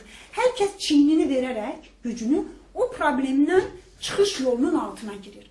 Sizdə bir məsələ yaranan kimi, birinci sual bilirsiniz nə olur? Kimdir günahkar? Və heç kəs özündə günah tapmır. Heç kəs, kimi dindirsəniz deyir ki, mənim günahımdır. O deyir, onundur, o deyir, onundur, bu deyir, bunundur. Və başlayırsınız günahkar axtarmağa, problem ortadadır, bu biraz da dərinləşir. Və siz başlayırsınız günahkar axtarmağa, heç kim də özünü onda biraz günahkar hiss etmir və bu günahkar tapılmır, problem də çökür. Ona görə də bizdə məsələn bir məsələ çıxanda gənclərimizdə də bunu görürəm. Qənrə xanım, siyasətçilər niyə eləmir? Siyasətçilər etsin də, mən həmişə deyirəm ki, siz ananıza, demək, ya haradasa qeyri-səmimisiz, ya da sizin fəlsəfi düşüncənizdə ciddi problem var. Biz demirik ki, ana vətən, ana torpaq, ana assosiasiyasıdır. Siz öz ananıza münasibəti, başqalarının münasibəti üzərində qurursunuz. Məsələn, siz deyirsiniz ki, mən öz anama niyə yaxşı baxmalıyam ki, niyə anam üçün gecə-gündüz çalışmalıyam? Qəndra Paşayeva anasına baxmır. Aparıb qocalar evinə qoyub, ona yaxşı qulluq eləmir, belə eləmir. Mən də baxmaq istəmirəm. Bunu deyirsiniz? Yox. Ananıza münasibətdə deyirsiniz. Deyirsiniz, o pisdir. O etmirsə, o demək deyil ki, mən etməməliyəm. Mən etməliyəm. Bəlkə o yaxşı deyil, amma mən bunu edəcəm. Yanaşma da belə olmalıdır. Mən bəlkə yaxşı siyasətçi deyiləm. Sən nəyə görə məsələyə münasibətini mənim, onun, bizim üzərimizdən qurmalısan? Deməlisən ki, etmir, demə yaxşı deyil. Mən öz yerimdə, amma onu kimi olmayacam. O öz yerində yaxşı deyil. Amma mən öz yerimdə yaxşı olacam. Yox, o eləmirsə ki, mənə də heç dünəndən maraqlandırmır təfəkkürü. Bu çox yanlışdır. Mövzuyla bağlı sizə bir sual verəcəm. Hədəflər, məqsədlər sayılır. Məncə o məqsədlər, hədəflərə nail olmaq üçün yüksək vətənpərvərlik hissi olan gənclər ona nail ola bilərlər. Sizcə gənclərlə yaxından və əlaqəli olan bir kimi sizə sual verirəm. Sizcə Azərbaycan gənclərinin vətənpərvərlik hissləri nə dərəcədir? Sizi təmin edilmi? Təmin etmişsə sizcə bunu yaradan səbəblər nədir? Mənim üçün vətənpərvər kimdir? Sualıma birincisi özüm üçün, mənim üçün özümü aydınlaşdırmışam. Vətənpərvər vətəndən çox danışan deyil. Bir də görürsən kimsə yaxşı oxumur məktəbdə, institutda da yaxşı oxumur, öz gündəlik həyatında heç nə eləmir, danışanda bir Qəndra xanım, yaxud sizin. Sabah Ali Baş Komandan əmr eləsəm, gedəcəyik, öləcəyik, vətənə canımız da qurban, qanımız da qurban, deyirəm, yalan danışırsan. Çünki sənin indi öz yerində vətən üçün elədiyin şeylər var. Sən şagirsənsə, istəyirsən vətənpərvər olmaq, yaxşı oxu. Tələbəsən, istəyirsən vətənpərvər olmaq, yaxşı oxu. Öz sənətinin yaxşı sahibi ol. Çünki yaxşı həkim, yaxşı vətənpərvərdir. Yaxşı jurnalist, yaxşı vətənpərvərdir. Yaxşı hüquqşünas, demək, yaxşı vətənpərvərdir. Çünki niyə? O sonucunda xidmət eləyir də vətəninə. Sən yaxşı olmasan, çalışmasan, necə yaxşı ola xidmət eləyə bilərsən? Yox. Və sənin simanda başqaları da sənin millətinə, vətəninə qiymət verirlər də. Demək ki, sənin vətənpərvərliyin üçün sən hər yerdə yaxşı olmağa çalışmalısan, o adamlar yaxşı vətənpərvərdir. Məsələn, bizim o qədər böyük alimlərimiz var, Qarabağda şəhid olmuyor. Amma onlar mənim üçün böyük vətənpərvərlərdir. Çünki bu ölkənin elminin inkişafı üçün böyük işlər görübsə, demək, bu adam vətənpərvərdir. Yaxşı, gəncliyi də belə. Əgər siz, məsələn, tələbə, yaxşı vətənpərvər odur ki, onlar yaxşı oxuyur. O soruşur ki, müşahidələriniz nədir? İndi müşahidələrimə gəlirəm. Müşahidələrimdə müsbət məqamlarda var, paradoks daha çoxdur. Bizim nəsildə belə bir, hansısa bir axıcı bir xət vardı. Amma indi paradoks daha çoxdur. Çox yaxşılar var, çox pislər var. Bunu belə deyə biləm. Çox yaxşı gənclər var. Məsələn, mən baxanda görürəm ki, onlar bizdən daha yaxşıdırlar. Və müqayisə edirəm və hesab edirəm, belə olmalıdır. Siz bizdən daha yaxşı olmalısınız ki, inkişaf olsun. Siz bizi kimi olsanız, bu yerində sayma olacaq. Siz məndən daha yaxşı olmalısınız, bizim nəsildən olmalısınız ki, bu inkişaf prosesi də olsun. Çox yaxşı gənclərimiz də var. Yəni, sahələrdə çox laqeyd bir gənclik hissəsi də var. Yəni, onlar üçün rahat həyata meyil etmək. Böyük əksəriyyət, yoxsa azlıq təşkil edir? Böyük əksəriyyət. Çox deyim ki, belə deyək də, çoxunluq deyil. Görmək istədiyim çoxunluq deyil. Ən aşağı balda olanlar hərbiyə gedirlər. Niyə yüksək balda olanlar Necə? hərbiyə getmirlər? Çox yaxşılar beləsində siz. Çox yaxşılar niyə hərbiyə getmirlər? Hətta imtahan verərkən ən yüksək balda olanlar... O daha yuxarı sahələrdə xidmət edir Azərbaycanda. Yox, mən sizin sualınızda anlamıram. Çox yaxşılar deyirik də, bugün bizim hərbimiz yetərincə güclü deyil. Niyə çox yaxşılar gedib özlərini hərbiçi kimi işləmirlər, niyə hərbidə olurlar? Yox, siz məsələni qarışdırırsınız. Burada iki məsələ var. Yox, çox yaxşı birincisi, burada iki problem. Yox, burada biraz sakitliyə yoldaşlarınız var. Burada iki məsələ var. Birincisi, problem ondan ibarətdir ki, qaldırdığımız, bizdə elita dediyimiz, cəmiyyətin ziyalı, öndə gedən təbəqəsi öz evlatlarını hərbiyə vermək istəmirlər. Yəni, hərbiyə gedib borc xidmət kimi yerinə yetirmək anlamını götürmürəm. Peşəkar, indi gəl, iki problem var burada. Peşəkar hərbiçi olma məsələsi. Məsələn, Türkiyəyə baxdığımız zaman Türkiyənin ordusuna baxın, elitar ordudur. Niyə? Yox, o deyil. Bilirsiniz, bu kimliyi götürən qoyaq bir qırağa. Kadrlar məsələsi hərbinin üst düzey kadrlar, yəni peşəkar hərbi kadrları elitardılar. Bax, bunun bilirsiniz fərqi nədir? Bayaqları ailənin məsələsini önəmli vurğuladığında, elitar ailənin uşağı ilə təsadüflər ola bilir. Bəzən çox aşağı səviyyəli bir ailədən yaxşı evlad çıxa bilər. Bəzən hansısa bir elitar ailədən çox pis evlad ola bilər. Amma qanuna uyğunluqla elitar ailələrin daha yaxşı uşaqlar olacaq da. Çünki ailənin genetik kodları, yaxşı təhsil və s. bunlar daha ön təbəqədirlər. Elita orduda olanda, orada elitar olur və orada dəyərlər də daha böyük olur. Çünki o elita nədir? Onlar milləti daha böyük düşünən, vətəni, dövləti daha böyük düşünən təbəqələrdir. Böyük düşünən insanlar olan yerdə problemlər də az olur. Bizim problemimiz nə idi? Sovet dövründə biz ilk dəfə hərbi məktəbi açanda o vaxtdan yaranır bizim problemlərimiz. O vaxtı da insanlar evlatlarını vermədilər ali hərbi məktəbə, elitar ailələr. Hansı uşağı göndərdilər? Bir açın arxivləri, baxın, internatdan. O yerləri doldurmaq üçün internatdan, o uşaqlar bunların psixoloji travmaları var. Onların cəmiyyətə qarşı hansısa münasibətlərində fərqli bir ziddiyyətlər var və s. Onları çətin tərbiyə olunan kateqoriyalar, bunlar daha çox tutdu. İndi onların ordusunda, onların üst düzey hərbi kadrlar kimi gəldiyi orduda problemlər daha çox olmazmı? Ona görə bugün bizim üzərimizdə durduğumuz ən önəmli məsələlərdən biri olmalıdır ki, elitamız, cəmiyyətdə ziyalı özünü hesab edən təbəqə elita, orduda peşəkar hərbi kadrları, yəni gedib borcumu yerinə yetirdim xidməti yox, yəni ordunun peşəkar hərbi kadr hazırlanmasında evlatlarını verməlidirlər. Burada da danışanlar çoxdur, amma verənlər azdır. Verməlidir, göstərməlidir və o örnəklər kimi artmalıdır. Başqaları da görməlidir və o nə qədər elita orduda artarsa peşəkar kadrlarda, o zaman ordunun gücü və mənəvi durumu da artacaq. Niyə azdır sualın? Bilirsiniz, ona görə ki, bayaqları dedim, bizim vətənə mən hesab edirəm. Mən biraz burada kəskin mövqedəyəm. Yəqin Cəlil Məmmədquluzadəni oxuyursunuz da. Mən o uzun ömrün akordları filminə də baxırsınız. Kəndə gəlir, deyir, bizim kəndə yeri devli uşaq olmuyor. Baxırsınız da, o düşüncə nə qədər dəyişmişik biz o düşüncəni. Mən hərdən Axundovu oxuyanda niyə görə mən bax bu düşüncə məsələsinin üzərində dayanıram. Bax, mənim üçün Axundov və Mirzə Cəlil, Sabir, bunlar çox böyük insanlardır. Bunlar dahidirlər. Niyə? Bunlar nəyi yazıblar Mirzə Cəlil? Mirzə Cəlil Axundov bizim yaralarımızı yazıb. O deyir ki, bax bu sizi çürüdən, sizi tam sağlam etməyən bu yaralar var. Bu yaraları sağaltmaq, müalicə etmək asan deyil, çətindir bir prosesdir. Amma bunu müalicə eləməsəniz qangrenaya çevriləcək, çürüdəcək sizi, daha çox çürüdəcək. Onların dediyi məsələlər ki, onlar bizim üçün yara kimi deyiblər, biz orada ciddi bir şeyi dəyişməmişik. Bu nəyə baxışdır? Təhsilə baxış.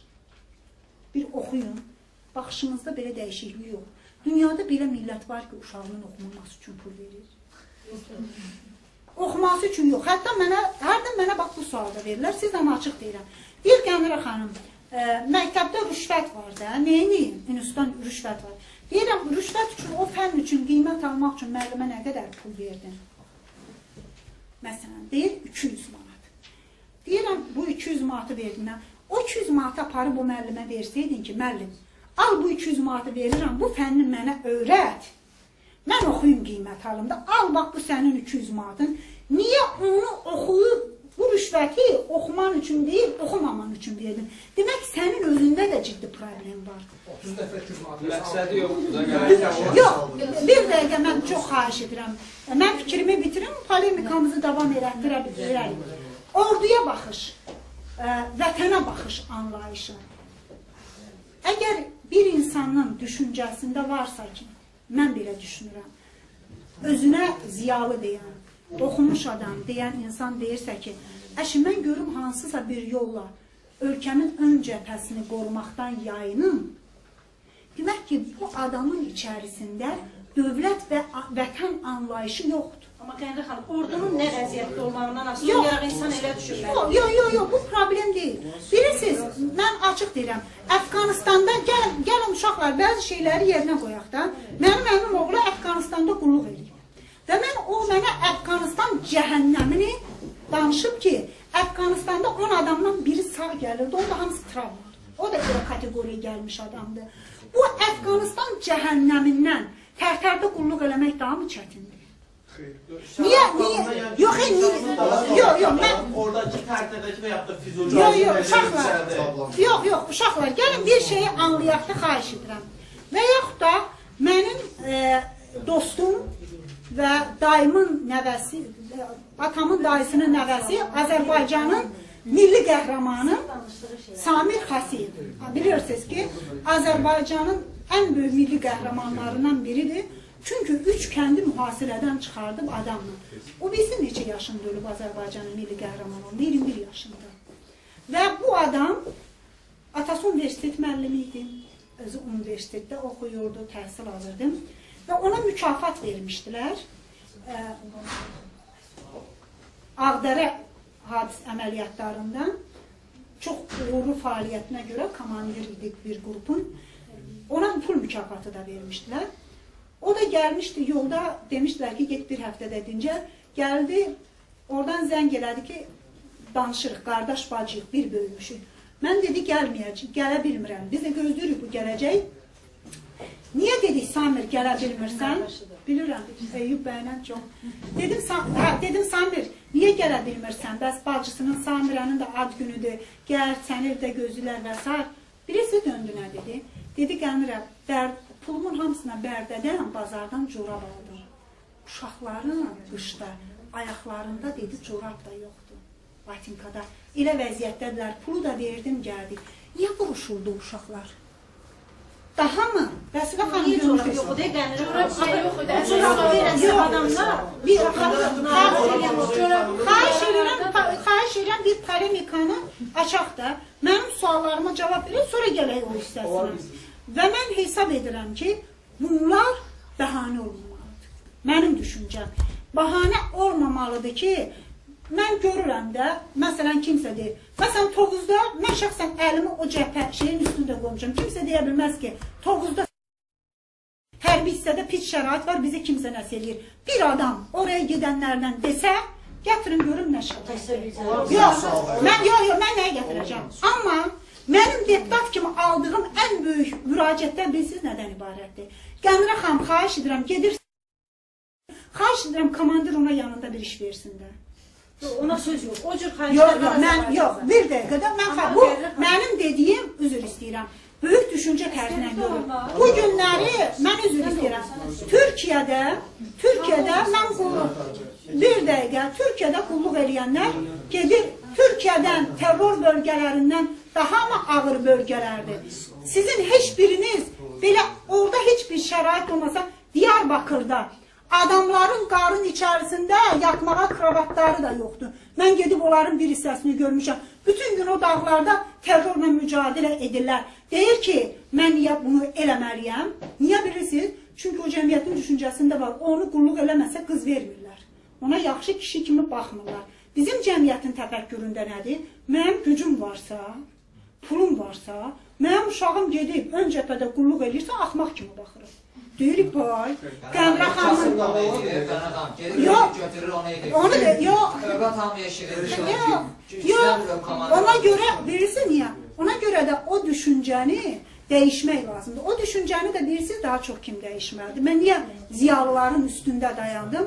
Onu da daha çox ziyalılar dəyişməlidir. Niyə?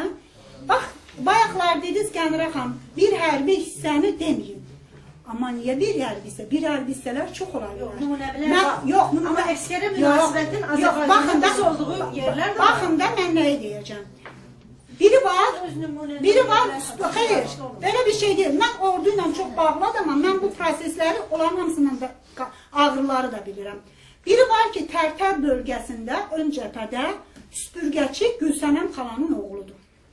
Gülsənəm xalanın heç etiraz səsi deputata gedib çatmır. Yuxarılar bir tərəfədə, düzdür. Onun evladının rastlaşdığı problemlər də heç ora qədər çatmır. Mənim oğlum orada olsa, Qəmrə Paşayevanın, onu xəstəliklər bürüsə, onu elə bir faciələr olsa, mən nə edərəm? Mən dünyanın müdafiə nazirinin başına yıxaram. Niyə? Çünki mənim axı o səlahiyyətim, statusum var. Demək, problem nədir? Cəmiyyətin elitar təbəqəsi evladını ön cəbhədən yayındırmamalıdır. Onların evladları gedib olar, o xidməti o ön cəbhələrdə, o çətinlikdə çəkməlidirlər. Onlar atasına zəng eləndə, o zəng elər, ana, mənim belə problemim var, Gülsənəm dağılıyır, gözündən yaş abala, əlindən nə gəlir? %100 haqlısınız. Yox, bilirsiniz, yadınızda saxlayın.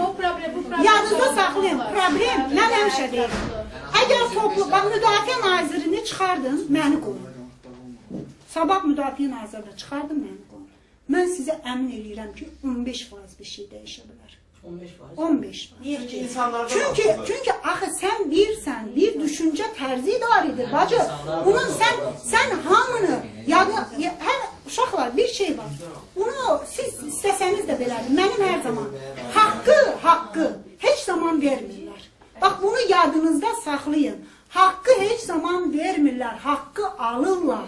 Haqqı istəyirlər, haqqı alırlar. Siz gözləməniz ki, hamı mənəviyyatca mələk olacaq hansısa sahələrdə. Bununla dəyişməyəcək, mələklər də olmayacaq heç bir sahələrdə. Onun üçün nə olmalıdır? Onun üçün o düşüncə tərzi toplum, cəmiyyət hamı ilə dəyişməlidir. Bax, mənim əmim oğlu Tərtərdə, mən Tərtəri misal çəkim. Mənim əmim oğlu hərbiyə gedirdi.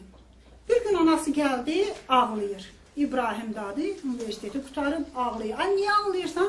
Bunu Tərtər aparırlar öncə əpiyə.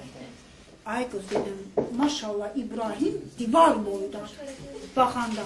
Bu da bir zəif olsa, cansız olsa, bu da getməyib, kim gedəcək öncə əpiyə? Gördüm bunu başa salamdan, dedim, yaxşı, İbrahimi göndər, danışarıq bu məsələni. Bu gəldi, bununla bir xeyli söhbət elədi, bu dedi, mən gedirəm. Getdi.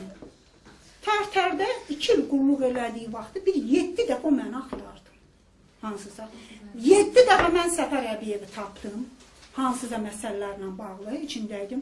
Və deyirdim, mənim oğlu oradadır, onu incidə də bilmirik ki, niyə deyibsən? Çünki mən xəttim var axı. Orada da başını incidə bilmirlər dediyinə görə.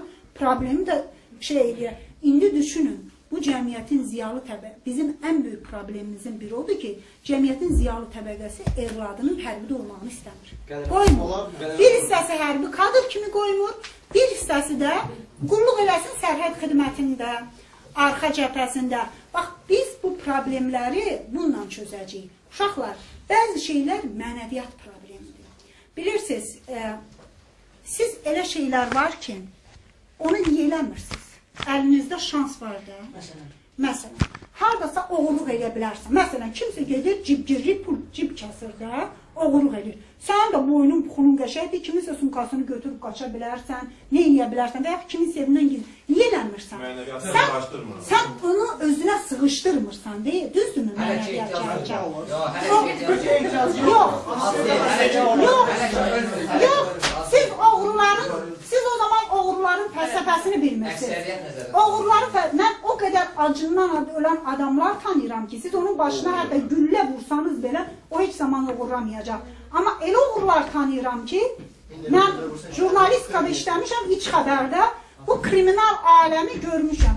Onların çox normal həyatları var. Bu adamlar bunu öz mənəviyyatlarına sığışdırıb bir peşə halına gətirirlər özləri üçün. Hər şey belədir. Siz, məsələn, mənim atam müəllim olub. Mənim atam çox ağır günlər, bax, o bizim qonşumuzdur. Kənddən də qonşumuzu, mənim ailəmi də tanıyır. Bizim ailəmiz, mənim yaşadığım şəraitin heç birini siz yaşamaqsınız. Sizin bir gün, biriniz mənim kvartirant qaldığım padvalda, o padvalın ki, eni 3 metr, uzunluğu 2 metr nə qədər idi. yerdən qazılmışdı Nəsim bazarının yanında və divarlarında aboy da yox idi, nəm, daman nəm görünürdü, istilik də yox idi, balaca bir qaz qoymuşduq, o qazın hissinlə yatırdıq da. Mənim atam çox məşhur müəllim idi, məktəb direktoru idi. Uşaqlarının şəraiti, mənim atam gəlirdi, görürdü ki, onun 2 uşağı o şəraitdə yaşayır. Mən gedirdim, gecələr dərsdən gəlirdim, gedirdim, iynə vururdum adamlara. O soyuq, qaranlıq gecələrdən kimsə çağırırdı, gedirdim, səhərə qədər yuxusuz qalırdım. Niyə? O mənə o vaxtı Nizami, Məmmədəmin deyirlər, o verəcək, mən ən azı sabah üçün çörək alacam buna, çünki amma mənim atam uşaqları da məcbur eləmədi, uşaqlarının həyatı belə onu məcbur eləyə bilmədi ki, o heç zaman bir adamdan rüşvət alsın. Və bir adam zəng eləyin, soruşun, deyin ki, kimsə o adama bir qəpik rüşvət verə bilir, bu bir mənəviyyat problemidir. O heç vaxt demədi. Və mənim düşüncəmə görə şəraitlər insanı məcbur edə bilər bəzi hallarda. Amma bunun 90%-i insanın xarakteri və tərbiyəsindən asılıdır. 10%-i həyat sizi elə vəziyyətə sala bilər ki, etməyəcəyim dediklərini edə bilərsən. 10%. Amma 90% o insanların problemidir. Ona görə də mən hər şey bu, orduda da belə baxıram. Yəni mən hesab edirəm ki, əgər kimsə orduda, belə deyək ki, kiminsə evladının boğazının çörəyini kəsirsə və o boğazının çörəyini kəsib aparırsa, bu günlər nə qədər pis şəraiti olsa da, hərbiçilərimizin minimal maaşı hərbi kadrların 500 manatdan başlayır, düzdür? Yox, mənim gətirdiyim dediyim, yəni bunun bir 10%-i qaynaqlanırsa mənim düşüncəmə görə 90%-i mənəviyyat və düşüncədən qaynaqlanır. Və mənim prinsipim, mən Azərbaycan üçün yox, dünya üçün də bunu deyirəm, Azərbaycan üçün də. Bugün dünyanın da, Azərbaycanın da ən böyük problemi nə də böhranı, nə iqtisadi deyil, nə digərlər deyil. Ən böyük böhran mənəviyyat böhranıdır. Ən ciddi böhran mənəviyyat böhranıdır. Biz bunu xilas olma üçün bir hərəkat etməliyik. Bax, bu sizdən başlayır. Siz bunu dəyişməlisiniz. Bax, biri var ki, siz gördüyünüz bu şeyləri məndən soruşursunuz, hə? Siz bundan soruşursunuz və deyirsiniz ki, amma mən bunun üçün nə eləyə bilərəm, getdi. Bir də var, siz deməlisiniz ki, yox, biz belə bir nəsil formalaşdırmalıyıq ki, hamımız. Gələnlər belə olmasın da. Bax, bu Qənirə xanımgilin nəsli pisdir, orduda da pisdir, parlamentdə də pisdir. Bu nəslin təfəkküründən biz razı deyilik. Yəni, tənqid eləyən, mən məsələn, inkarçılıq ədəbiyyatda da, inkarçılığı qəbul edirəm. Gənclər inkarçı olmalıdır. Yəni, gənclər hər şeydə razılaşırsın, gənclik deyil. Amma, nəyi təklif edir? Cümləsini tamamlasın hər. Verin, suallarınızı verin. Soyadınız sizə kömək etməyib ki, bir yolda deyirsiniz. Yox, mənim soyadım hər hansı bir kömək gətirmir. Çünki bu soyadı daşıyan insanların sayı xeyli var. Azərbaycanda söhbət Paşayev soyadından gedirsə, Paşayev soyadını daşıyan bir xeyli insanlar var. Onların hamısına o zaman kömək dəyməli idi. Paşayev soyadı mənə kömək hansısa mənada edib. Nə mənada edib? Paşayev soyadını mən atamdan, aləmdən miras almışam. Mənə necə kömək edib? Mənim aləmin nüfuzu və imici. Məsələn, mən seçkiyə gedəndə, millət vəkili seçilməyə gedəndə, mənə verilən, edilən etimadın bir hissəsi mənim soyadımdan qaynaqlanırdı. Niyə? Onlar deyirdilər ki, məsələn, Ələsgər müəllimin qızı, Paşayev Ələsgəri, biz tanıyırıq. Paşayeva Qənirəni hələ o qədər tanımırıq xidmətindən. Amma Paşayev Ələsgəri tanıyırıq. Əmimi deyirdilər, biz Paşayev Qəzənfəri tanıyırıq. Bibimi deyirdilər, biz Paşayeva sahibəni tanıyırıq, xidmətləri. Və hesab edirik ki, bu nəslin və bu ailənin evladı yəqin ki, pis olmaz. Mən hər zaman deyirəm, bu mənə ciddi şəkildə kömək edib. Və hətta bugün belə mənə kömək edir. Nə mənada? Mən onların dili gödəkliyini hiss etmirəm. Yəni, mən ailəmin keçmişinin ağırlığını daşımıram. Məsələn, mən qürurla və fəxrlə hamının gözünün içinə rahat baxa bilirəm. Və bunun üçün də hər zaman o soyada minnətdar oluram və bu da elə belə gəlmir. Bizim nəslimizdə bir sadəcə vəsiyyət olur. Öləndə ən qədimdən dədələr həmişə evlatlarını ölməzdən öncə ya can verəndə və yaxud da ki, belə toplayıb bir söz deyiblər. Bizim atamız da bunu elədi. Mənim köklərim bəy köklüdür. Mənim ailəm çox zəngin bir kökdən gəlir. Yəni, çox məşhur. İki nəslim, mənim ana nəslimdə, atamın ana nəsli cümhuriyyət qurucularıdır, ata nəsli belə. Yəni, amma bunların bir olub. Deyiblər ki, evlatlarını yığanda biz sizə bir şey miras qoyduq. Heç nə qoymuruq. Bizə görə, mənə görə, ay evlatlarım, sizə heç vaxt, heç kəs pis söz deməyəcək. Sizin başınız aşağı olmayacaq, sizə ləkə gəlməyəcək. Sizdən də bir şey istəyirik. Sizə görə də, sizin əməllərinizə görə də bizi heç kəs söyməsin. Vəssalam. Bunu verdik, sizdən də bunu istəyirik. Bizim üçün də ailəmin, familiyamın verdiyim dividend mənə çox kömək olur. Amma o sonlarda başqa bir işarə var. Amma indi ora gələm. Yox, familiya deyəndə iki tərəfi var. O mənada köməyi olubmu, mən belə deyə bilməzdim. Amma hər halda mən, belə deyək, həm Heydər Əliyevlə jurnalist fəaliyyətində çalışmağım, həm Heydər Əliyev fondunda Mehriban xanımla birgə çalışmağım, bunlar mənim həyatımda çox önəmli, belə deyək, önəmli yerlər tutublar. Amma o sadəcə mən oraya bir soyadın verdiyi şeylə gəlməmişəm. Nə məni Heydər Əliyevin, belə deyək, o yanında o etimadı, o soyadla qazanmamışdım, yəni jurnalist kimi işləndə. İkincisi də ki, toplumda siz etimad qazanmalısınız. Sizin soyadınızın nə önəmi var ki? Sizin üçün çox önəmlidir ki, mənim sizin yanınızda bir hörmət və nüfuz qazanmam. Siz mənim üzümə yalandan deyə bilərsiniz, Qənirə xanım, sizi çox istəyirik, belə. Amma kənarda, mən olmadığım yerdə ən önəmli odur ki, o etimadı qazanmaq mənim soyadınızın heç vecinizədir deyil. Önəmli deyil, düzdür. Sizin üçün xeyr, mənim üçün önəmli deyil şəxsən.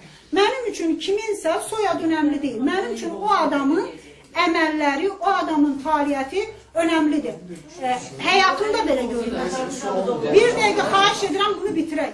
Və mən hesab edirəm ki, yox, bircə dəqiqə. Normal sualdır. Yox, bu normal bir şeydir. Biz fikir mübadiləsini çox rahat aparırıq. Və mən hesab edirəm ki, soyad cəmiyyətdə etibar vermir. Bəlkə haradasa bir mövqe üçün nəsə önəm daşıya bilər. Amma sizin üçün, belə deyək, cəmiyyətdə, mənim üçün şəxsən, hansısa bir vəzifədən, vəzifə yüksəlişindən daha çox, mənim həyat fəlsəfəmdə, cəmiyyətdəki yüksəlişin daha önəmlidir. Yəni, ola bilsin, mən parlamentdə sadə millət vəkili olum, bəlkə komissiya sədri olmayım, amma o komissiya sədri olaraq cəmiyyətdə daha az mövqedənsə, millət vəkili olaraq cəmiyyətdə daha yüksək mövqe olmaq mənim üçün önəmlidir həyat prinsipimdə. Bunu isə soyadla qazanmaq mümkün deyil. Soyadla sizi kimsə harasa, bəlkə tramplin kimi haradasa gələ bilərsiniz. Amma o tramplinə də gələn adamın dolu olmasa, o cəmiyyətdə onu yenə qazana bilməyəcək. Yaxı, çox familiya ilə sizi çox yerə gələ bilərsiniz. Amma sizin özünüz mahiyyət olaraq bir şey olmasanız, mahiyyət olaraq nəsə etməsəniz, o tramplin sizə kömək etməyəcək. Siz onsuz da o cəmiyyətdə heç nəyi əldə edə bilməyəcəksiniz. Bu anlamda cəmiyyətdə mövqe qazanmaq üçün mən hesab edirəm, tək mənim yox, heç kimin soyadı önəmli deyil. Soyad deyil, onun əməlləri önəmlidir. Amma... Sualı eşidək Qənirə xanım, hamının sualı var, buyur. Təşəkkür edirəm. Birinci, inkardır gənclərdə və inkarlığın fikir bildirmək istəyirəm. Bir sual verəcəm və bir fikir bildirəcəm. Ümumiyyətlə, mən incəsənətdə oxuyuram, aktyorluq təhsil alıram. Biz insanlarla müşahidələr aparırıq da, sərçmin teatrda. Yəni, 5 yaşlı uşağın palçıq içində dilənən zaman ondan soruşanda ki, vətənini sevirsən, mən fikirləşməm ki, o deyə bilər ki, mən vətənimi sevirəm. Bu bir. İkinci, inkarlığın vətənpərvərliyi mövzusundayız. Mən Milli Məclis tərəfdə qalıram. Hər gün düşəndə görürəm ki, böyük bir bayraq, dünyada ən gözəl bayraq ucaldılıb. Amma mənə bir şey çatmır. Nəyə görə Qarabağ almamış o bayraq ucaldıldı? Bu iki. Və üçüncü sualım, mən Aynesdə Çingiz Mustafayevin xatirəsinə olmuş vətənpərvər mahnı müsabiqəsində 3-cü yer tutanda Mirşahin müəllimlə söhbətimiz olmuşdu. Dedi, sənə dəstək olacaq falan. Düzdür, efirdə doldum. Amma bu günləri Elnarə çıxır, orada lazımsız mahnı oxuyur, amma bizim Qarabağ mahnılarımız qalıb yerdə. Mən ucu yazmıram Qarabağ mahnısını. Diskotesiyon mahnı yazaram, gedərəm, kommersiya pulunu qazanarım. Düzdürmü? Nəyə görə? Mən Qarabağ mahnısını yazdım. Əgər mənə jurnalistika 4-cü hakimiyyətdir. Əgər 4-cü hakimiyyət mənə dəyər vermirsə, mən nəyə görə o öz vətənpərvərliyimi nümayiş etdirməliyəm? Xalq mənə qiymət nəyə cür verməlidir? Mən çıxmalıyam, məhsulunu göstərməliyəm, xalq dinləməlidir. Mən yoxsa 120 nəfərlik saytda onu heç cür yaya bilmərəm. Bir. İkincisi də ki, artıq 3-4-cü deyil və Çingiz Mustafayev kimi jurnalistlər, biz ancaq onun üçün bizdə vətənpərvərlik yoxdur ki, çünki bizə öləndən sonra dəyər verirlər. Amma Türkiyədə olsaydıq, amma biz belə olmazdıq. Bizə öləndən sonra dəyər verildiyi üçün, onun üçün bu dəqiqə vətənpərvərlik yoxdur. Və Çingiz Mustafayev kimi jurnalistlər var. Amma nəyə görə onları üzə çıxarmırlar? Mübariz İbrahimov kimi qəhrəmanlar var. Nəyə görə ona promoyuna milli qəhrəman vermirlər? Nəyə görə birbaşa? Nəyə görə? Bəli, milli qəhrəman. Nəyə görə öləndən sonra? Gərək mütləq ölməlidir. Mütləq ölməlidir. Onun qəhrəmanlıq edəcəyini mi proqnozlaşdırırlar ki? Yox, gəlin sual. Yox, gəlin.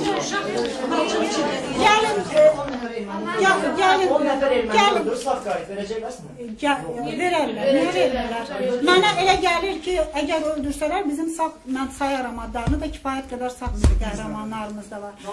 Birincisi başlayaq. Birincisi Ramilə də gələrik. Başlayaq da suallarına. Mənim dünyada ən çox sevdiyim şəkil, evimdə saxladığım şəkil və Türkiyənin hava limanında girdikdə sizi əsas qarşılayan bir şəkil var. O şəkli siz internetdə tapa bilərsiniz. Türkiyə üçün, Türkiyədə demək olar ki, insanların əksəriyyətinin evində olan 4 şəkildən biridir. Bu şəklin içərisində iki arıq, balaca, üstləri cırıq-cırıq, ayaqları yalın 2 əskər var. Üzlərində də belə bir ifadə, gözlərində ölüm saçan qorxu üstünə yazır. Söz konusu vatan isə gerisi təfərrüatdır. Bu sözü bir daha təkrar edirəm. Söz konusu vatan isə gerisi təfərrüatdır. Altında yazır. Biz cumhuriyyəti belə qurduq. İnsanların vətən sevgisi acılıq və toxluğun əlamətidir. Mən çox tox adamlarda tanıyıram. Bəlkə milyardlar var. Onun içində bu qədər vətən sevgisi yoxdur. Və mənim üçün vətən münasibəti, vətənə sevgi insanların acılığından, toxluğundan qaynaqlanır. Və mən bunu bəraət kimi də qəbul etmirəm. Kimsə deyirsə ki, mən də acılıq çəkmişəm. Mən də tox günlərim olmayıb. Mənim yaşadığım vurğuladı, mən utanmıram bunu. Heç keçmişim, mən də utanmıram belə şeylərdə. Mənim yaşadığım tələbəlik həyatının heç birini siz yaşamayıbsınız. Mən sanitar işləyib pul da silmişəm. Tibb Universitetinin tələbəsi olaraq, maaş alalar. Ağır xəstələrin o, belə deyək, şeylərinin altını da silmişəm. Demişəm ki, burada nə var? Bax, mən bu əlimin zəhmətinlə silirəm. Mənim valideynlərimin çətinliyi var, mən oxumalıyam, zəhmət çək, mən oğurluq eləmirəm, əxlaqsızlıq eləmirəm, öz zəhmətimlə eləyirəm. Amma mən heç zaman vətənə münasibəti onunla ölçməmişəm ki, mən Tibb Universitetinin tələbəsi, mən əgər pul silirəmsə, mən bu vətəni niyə sevməliyəm ki? Onda belə çıxır ki, mən anamı da sevməməliydim ki, ay ana, ay ata, mən Tibb Universitetinin tələbəsi ola, pul silirəmsə, mən səni niyə sevməliyəm ki? Vətənlə onda səmimi deyil. Ya bu vətən ana deyil uşaqlar, ya vətən torpaq ana deyil, ya da biz qeyri-səmimiyik o zaman. Mən varlılığı, kasıblığı, vətənə sevgi əlaməti görmürəm, bu deyil. İkincisi, yox, mənim üçün vətən daha böyük anlaşılır. Yox, dövlət fərqli şeydir, vətən ayrı şeydir. Kimin üçünsə ola bilsin daha kiçikdir, mən ona girmirəm. Hər insanın öz görüşündən asılı olaraq vətən anlayışı var. Amma bir vətən anlayışı var da ən azı. İkinci bir məsələ, Qarabağı almadan niyə o bayraq ucaqdır? Mən hesab edirəm, biz o bayrağı hər rayonumuzda ucaqtmalıyıq. Hər rayonumuzda ucaqtmalıyıq. Və biz nəinki ucaqtmalıyıq, məni ən çox ağrıdan bayraqlarımızı daha gözəl bayraqlar ucaltmamız deyil. Mənə hardasa, hansısa binaların başında tozdu, qırış, tozdu, cırılmış bayraq görmək məni incidir. Çünki mən hesab edirəm, o da mənim vətənə münasibətimdir. Əgər mənim, bu vətənin, bu dövlətin simvolu nədir? Nə ilə biz onu fərqləşdiririk? Öz münasibətimizi qoyuruq. Əgər mən onu görürəmsə və mən bunu həzm edirəmsə, nə olacaq? Bayraqdır da, qoy tozdansın, kirrənsin. Yox, bura gətirirəm. Qoy daha çox olsun. Niyə? Bu bizə nə verir? Bax, hər bir şeyin psixoloji tərəfi də var. Siz bayrağı gördükcə, bax, o bayrağınızı dalğalanan gördükcə, siz bunun, bilirsiniz, bunun çox ciddi psixoloji tərəfləri var. Mən Avropa Şurasına gedəndə uzun illər, 5 il, hər zaman 2 astanovka aşağıda düşürdüm. İndi Allah sizə qismət eləsin, bir vaxt Strasburqa yolunuz düşməyənlər Avropa Şurasına düşərsiniz. Düşürsünüz aşağıda, Avropa Şurasına doğru gedirsiniz, bayraqlar asılıb hamısı. Belə gedirdim, o bayraq dalğalananda mənə bir ayrı bir enerji alırdım ki, elə bir ki, özümü daha belə enerjili hiss edirdim. Yəni, mənə sanki bir motivasiya idi o bayrağın olmağı. Ona görə bayrağın mən bəzən deyirəm, bu bizim nəyimizə ziyandır? Desəydin, Qədirə xanım, bu boyda şadlıq evini niyə tikdirirdi? Deyərdim, hə, bayrağı tikək də, elə bayraq tikməliyik də hər yerə. Qoy bayraq meydanımız çox olsun. Biz simvollarımızı, uşaqlar, bizim nəslin probleminin bilirsiniz, biri nədən ibarətdir? Çünki biz müstəqil bayraq, gerb, dövlət simvolları anlayışından böyüməmişik. Bizim dövlətçilik anlayışımız zəifdir.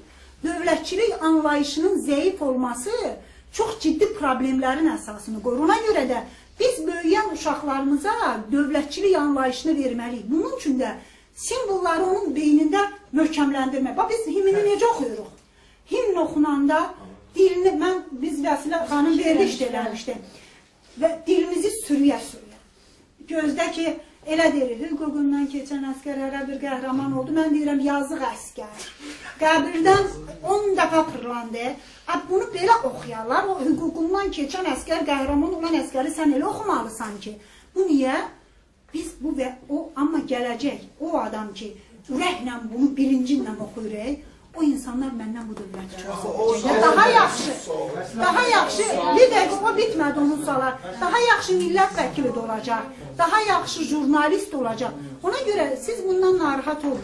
Üçüncü bir məsələ, mən başa düşürəm, sizi ağrıdır, yandırır. Məni də ağrıdır, yandırır və mən bunu ən çox tənqid edən adamlardan biriyəm ki, çox təəssüf ki, bizim televiziya məkanımız çox pis nəsil yetişdirir.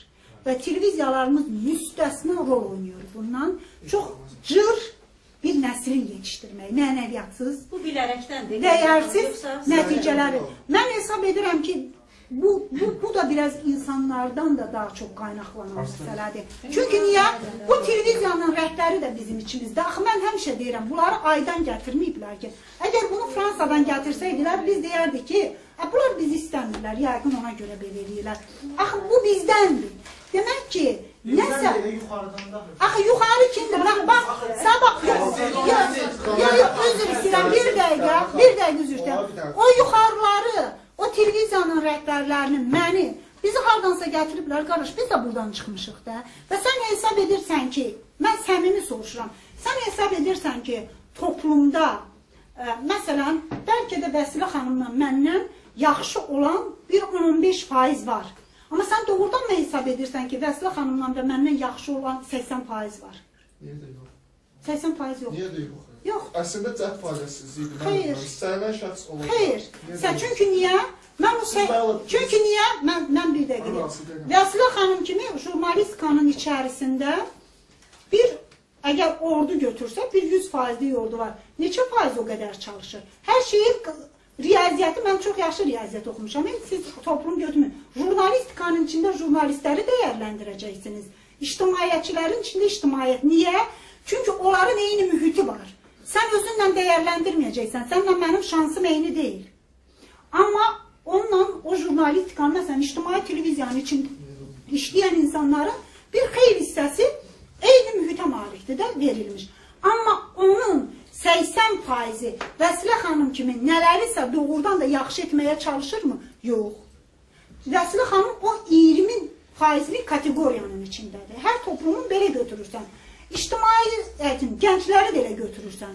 Gənclərin içərisində bayaq soruşdunuz ki, onların da mühiti təxminən eynidir. Amma 20% o mühitdən başqa cür yararlanaraq hansısa işləri görür. 80% isə heç nədən yararlanmaq istəmir, həmişə də bahanəçi toplumdur. Və mən toplumun psixologiyasını hər kəsin öz ümumi yaxın olduğu mühitdə dəyərləndirməyi sevirəm. Şəraitləri, vəziyyətləri fərqli olan insanların mən olsam belə olardım. El olanda bizdə bir misal var. Deyir ki, mən də o 7 metr Bağdadda gedib 7 metr belə hoppanardım. Qəhrəman olmaq asandır. Oturduğun yerdə öz şəraitindən nə qədər yararlısan ondan danış. Sən mənə deyə bilərsən, Qəmrə xanım, mən sizdən yaxşı millət vəkili olardım. Mən deyirəm, Allah sənin canını sağ eləsin. Sən məndən yaxşı millət vəkili olardın. İndi sən mənə de görüm, sən öz ətrafındakı gənclikdən daha mı yaxşı gəncsən? Sən öz ətrafındakı gəncliyin 80%-dən daha yaxşı gəncsənsə, o zaman demək sən ola bilərdin.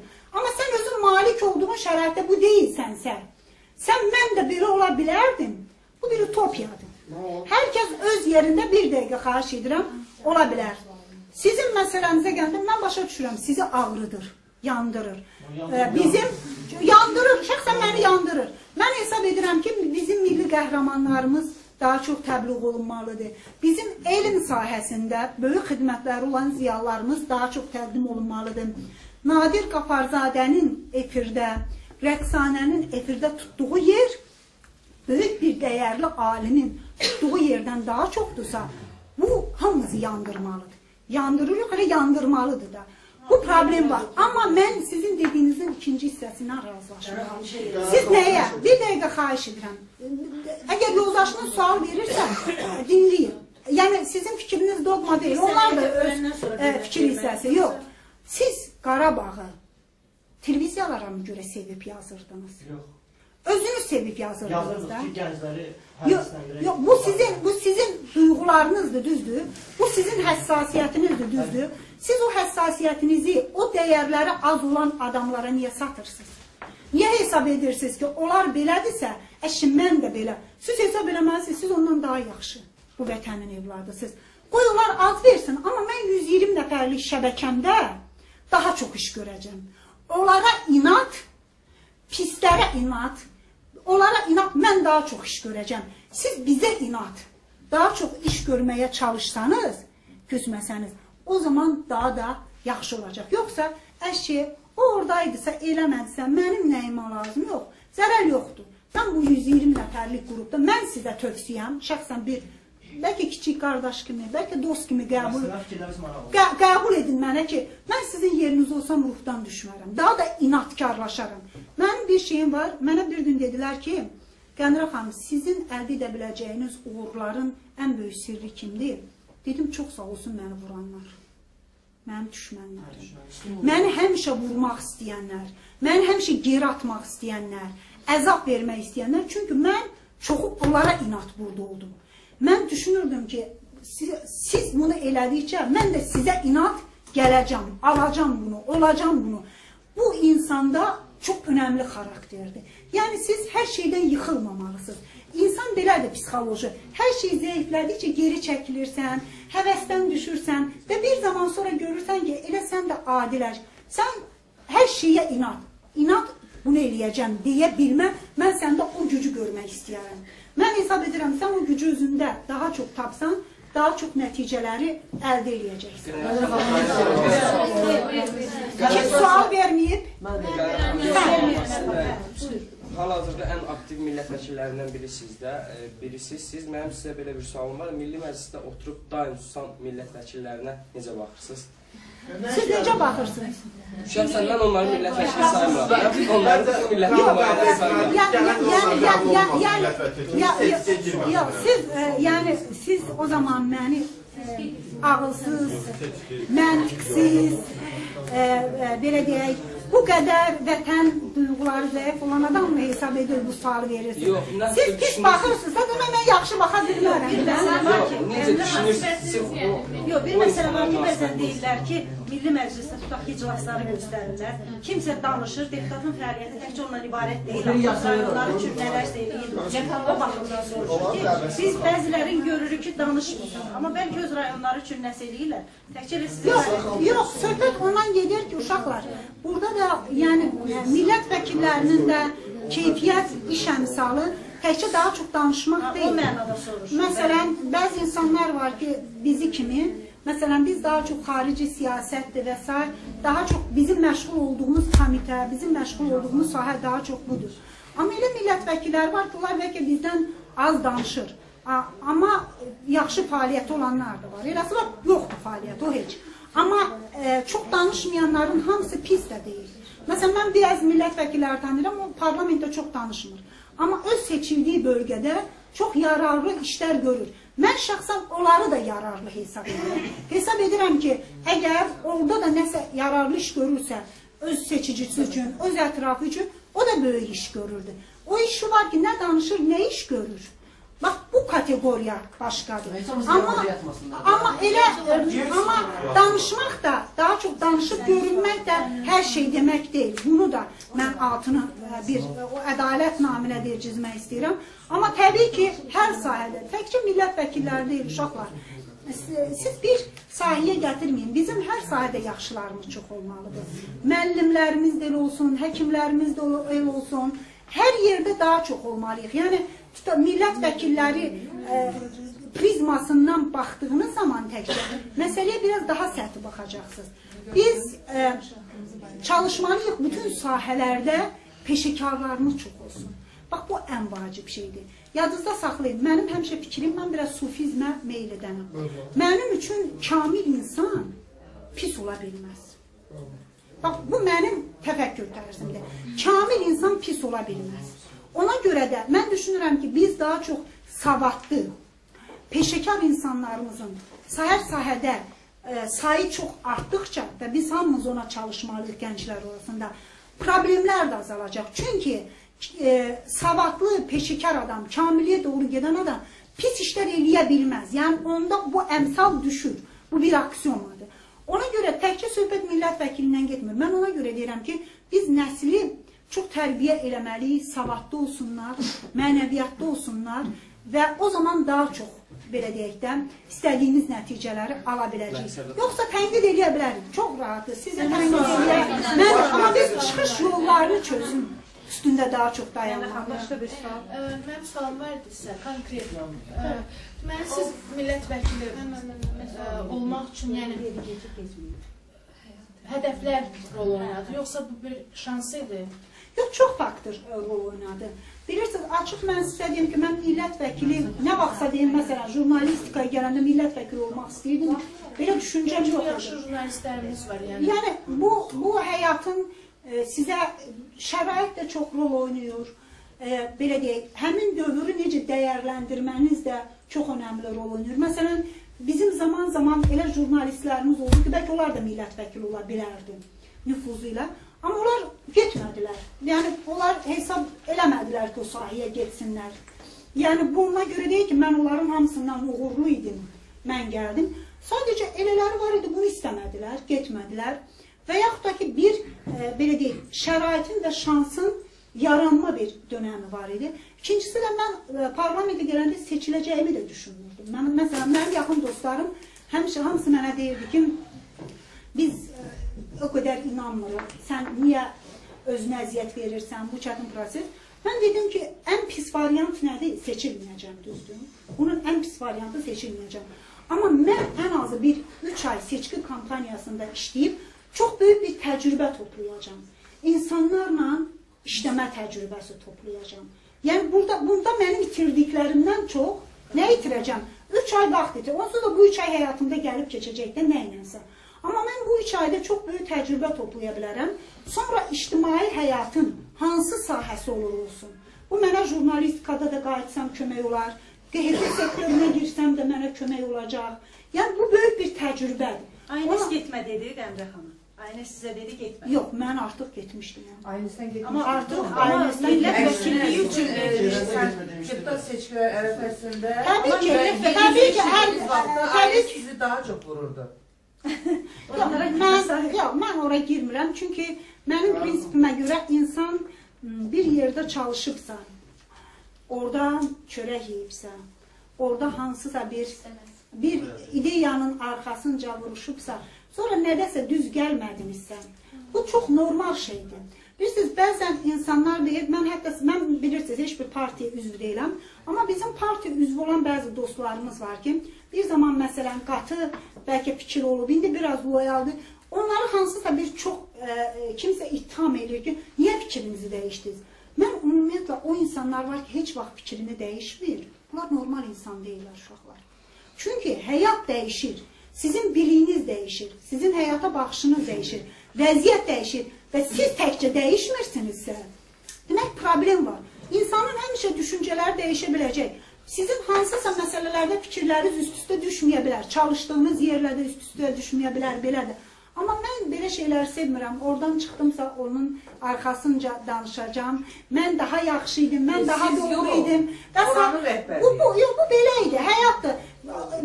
Hamı ayrıla bilər, iş yeridir, ayrıla bilirsiniz, gedə bilirsiniz.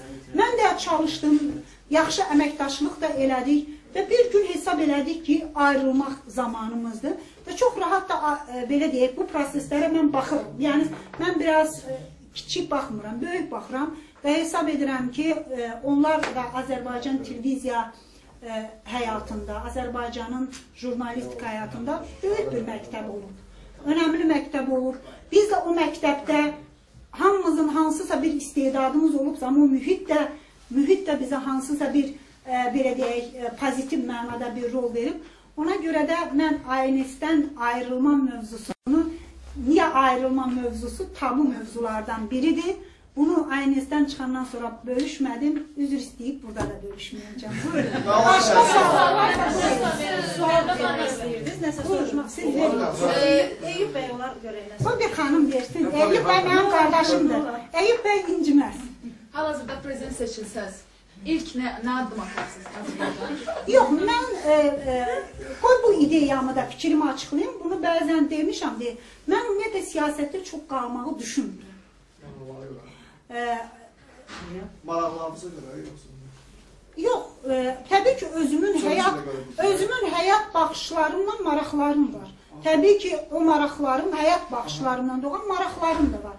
Siyasətdə çox uzun müddət qalmağı düşünmürəm və mənim üçün parlament daha rahat bir mövqedir, nəinki bürokratik aparat.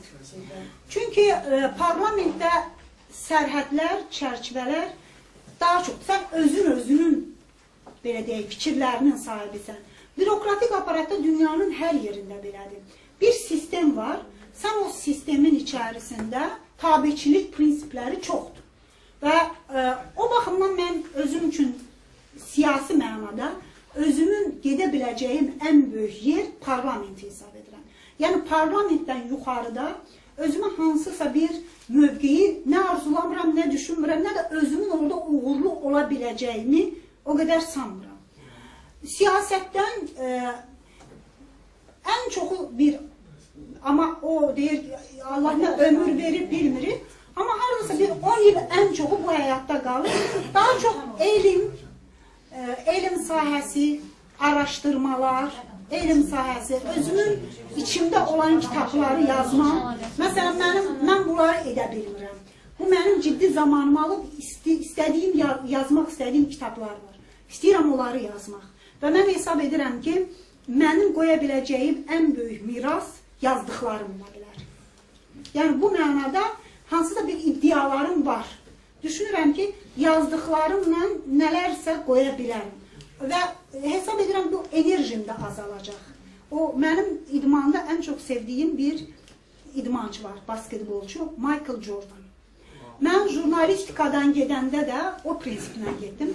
Mən jurnalistikadan gedəndə Azərbaycanın ən reytingli 3 proqramının 3-ünün də sahibi idim. Nəzər nöqtəsinin, ötən həftənin 3 xəbəri artıq vermişdim. və açıq söhbətin. 3 dənə ən reytingli Azərbaycan xaricilərin bazarında və hamı mən gedəndə hesab edir ki, mən həyatda ən yaxın dostlarım, ən yaxınlarım belə, mən həyatda çox böyük ağılsızlıq edirəm. Çünki mən televiziyadan birbaşa getmədim parlamentə. Mən televiziyadan ayrıldım, bir müddət qaldım, çalışdım, sonra seçkilərə qatıldım. Yəni, mənim televiziyadan ayrılmam və parlament seçkilərinə qatılmam dönəmin arasında bir zaman oldu. Amma mən dedim ki, mən hesab edirəm ki, mən buradan getməliyəm. Niyə? Çünki hesab edirəm ki, burada edə biləcəyim son şeylər edirəm. Buradan sonra mənim geri sayımım başlayacaq. İnsanlar da geriyə gedənləri həmişə silir. Michael Jordan'ın gözəl bir söz vardı. O basketbolda şöhrətinin pik zirvəsindən getdi. Və o qədər belə bir söhbət yaratdı ki, niyə getdi axı? Axı, bu ən şöhrəti var və s. Onun gözəl bir söz var idi. Deyirdi ki, hər zaman ən yuxarı nöqtədə getməyi bacarmalısan ki, hər zaman səni xatırlaya bilsinlər. Çünki sən o nöqtədən geri getməyə başladıqca, insanlar səndən gözlədiklərini artıq ala bilmədikcə, səni ittiham, tənqid və səni silirlər xatirələrindən. O zaman get ki, hər zaman qala biləsən. Jurnalistikada mənim getmə səbəblərindən biri, mən hesab elədim ki, mən artıq yerimdə sayıram. Bundan mənim istedadımdan da qaynaqlana bilər, mənim qabiliyyətimdən, savadımdan da qaynaqlana bilərdi, şəraitdən də qaynaqlana bilərdi, bir çox faktorlardan qaynaqlana bilərdi. Amma mən onu istəyirdim ki, mən artıq bundan yuxarıda gedə bilmirəm. Bu nöqtə budur. Bundan sonra geri başlayacaq və mən qərar verdim ki, bu nöqtəni durdurmalıyam ki, belə deyək də, insanların məndən gözlədiklərinin aşağı düşməsini gözləməyim. O baxımdan da parlament məsələsində də düşüncəm bundan ibarətdir ki, məsələn, mən özümdə hesab edirəm ki, mən 7 il əvvəl parlamentə gəldiyim enerjim indi yoxdur. Getdikcə azalır. Mən bu enerjinin azaldığını özümdə hiss edirəm. Yəni, bu bir tibbi prosesdir də. Sizin yaşınız artdıqca, sizin həm o gəncliyin verdiyi birini, mən niyə həmişə deyirəm ki, çox gəncləri qabağa çəkmək lazımdır. Gənclərə çox şans vermək lazımdır. Vəzifələr olsun, hər yerdə daha çox. Ona görə yox ki, gənclər daha qəşəngdir. Ona görə ki, enerjisi var bunların. Bunların çox enerjisi var ki, bu enerji çox böyük işlərə gətirib çıxara bilər. Enerjililə enerjisiz adamın, sizlə mənim enerjim bugün bir deyil. Bunu mən istəsəm də istəməsəm də tibbin qanun uyğunluqları var. Və mən hesab edirəm ki, 10 il sonra, bu 10 il içərisində də mənim enerjim gedəcək. Və mən maksimum... Yox, mən buna normal da baxıram, bunu da qəbul etmək lazım. Bilirsiniz, bizim cəmiyyətin ən böyük problemlərindən biri getməyi bacarmamaq. Bu ən ciddi problemdir. İnsan oturur, ölür bu stolda. Yəni bu stolda əsniyir. İnsanların gözündə çox çirkin görünür. Yəni insanlar özü də başa düşür ki, yaxşı görünmür. Axı niyə buna özünə, mən buna bayaq deyirdim, niyə düşüncə problemi deyirəm? Çünki bu özünə hörmət hissidir. Mən özümə hörmət eləməliyəm ki, axı buradakı insanların %99'u düşünür ki, axı getməlisən də daha buradan. Axı sən daha o qədər işləyə bilmirsən, çalışa bilmirsən. Bu özünə hörmət hissi mənim içimdə olmalıdır. Və bu da bir mədəniyyətdir ki, təəssüf ki, biz bunu hələ oturuşdıra bilmirik. Bu çünki bir mədəniyyətdir, o gücü tapmalı, getməyə bacarmalısan. Və mən hesab edirəm ki, 10 il mənim enerjim azalacaq və 10 ildən sonra mənim artıq çox ciddi geri sayımım başlaya biləcək. Və insanlar başlayacaq ki, Qənirə xanım da çıx getdə, bəsdir, yerini ver. Beyinlərdə bunu deyəcəklər. Bugün demirlər, niyə? Çünki mən yeni nəslin nümayəndəsiyəm. Deyir, enerjisi var, görək bir nə inəyəcək də. Mənə bir şey kimi baxır. Yəni, gənc insan da bir görək nə inəyəcək. Amma bir 10 ildən sonra deyəcək də, bəsdir, da neçə ildir buradasan da, artıq o qədər də gücün yoxdur. Yerini ver də. Və mən hesab edirəm ki, mənim üçün zamanında getmək önəmlidir ki, hörmətli gedə bilim. İnsanlar desin ki, halaldır kişinin qızına. Adam zamanında yerini verib gedə bilir. Və mən hesab edirəm, məsələn, 40 yaşımdan sonra daha çox yararlı edə biləcəyim iş var ki, orada fiziki enerjidən daha çox mənim təcrübəm rol oynaya bilər. Oturaram, yaza bilərəm. Məsələn, indi universitetdə dərs deyirəm. davam elətdirirəm. Müəllim kimi daha da təcrübəm çoxalar, daha çox qatqıda ola bilərəm. Yazı yazaram, daha çox təcrübələrim var, yazıb bilərəm və o enerjim, beyin, axı bu da təcrübədən qaynaqlanır və ona görə də orada da gedib yararlı ola bilərəm də. Bugün Azərbaycanda yox, dünyada o qədər yazarlar var ki, mən millət vəkili kimi hörmətim ondan aşağıdır, düz deyil. Bizdə belə yazarlar var, belə alimlər var ki, onlar bizdən daha hörmətlidir cəmiyyətdə. Onun üçün cəmiyyətdə nüfuz sahibi olmaq üçün millət vəkili olmaq lazımdır. Sadəcə yaxşı fərq olmaq lazımdır.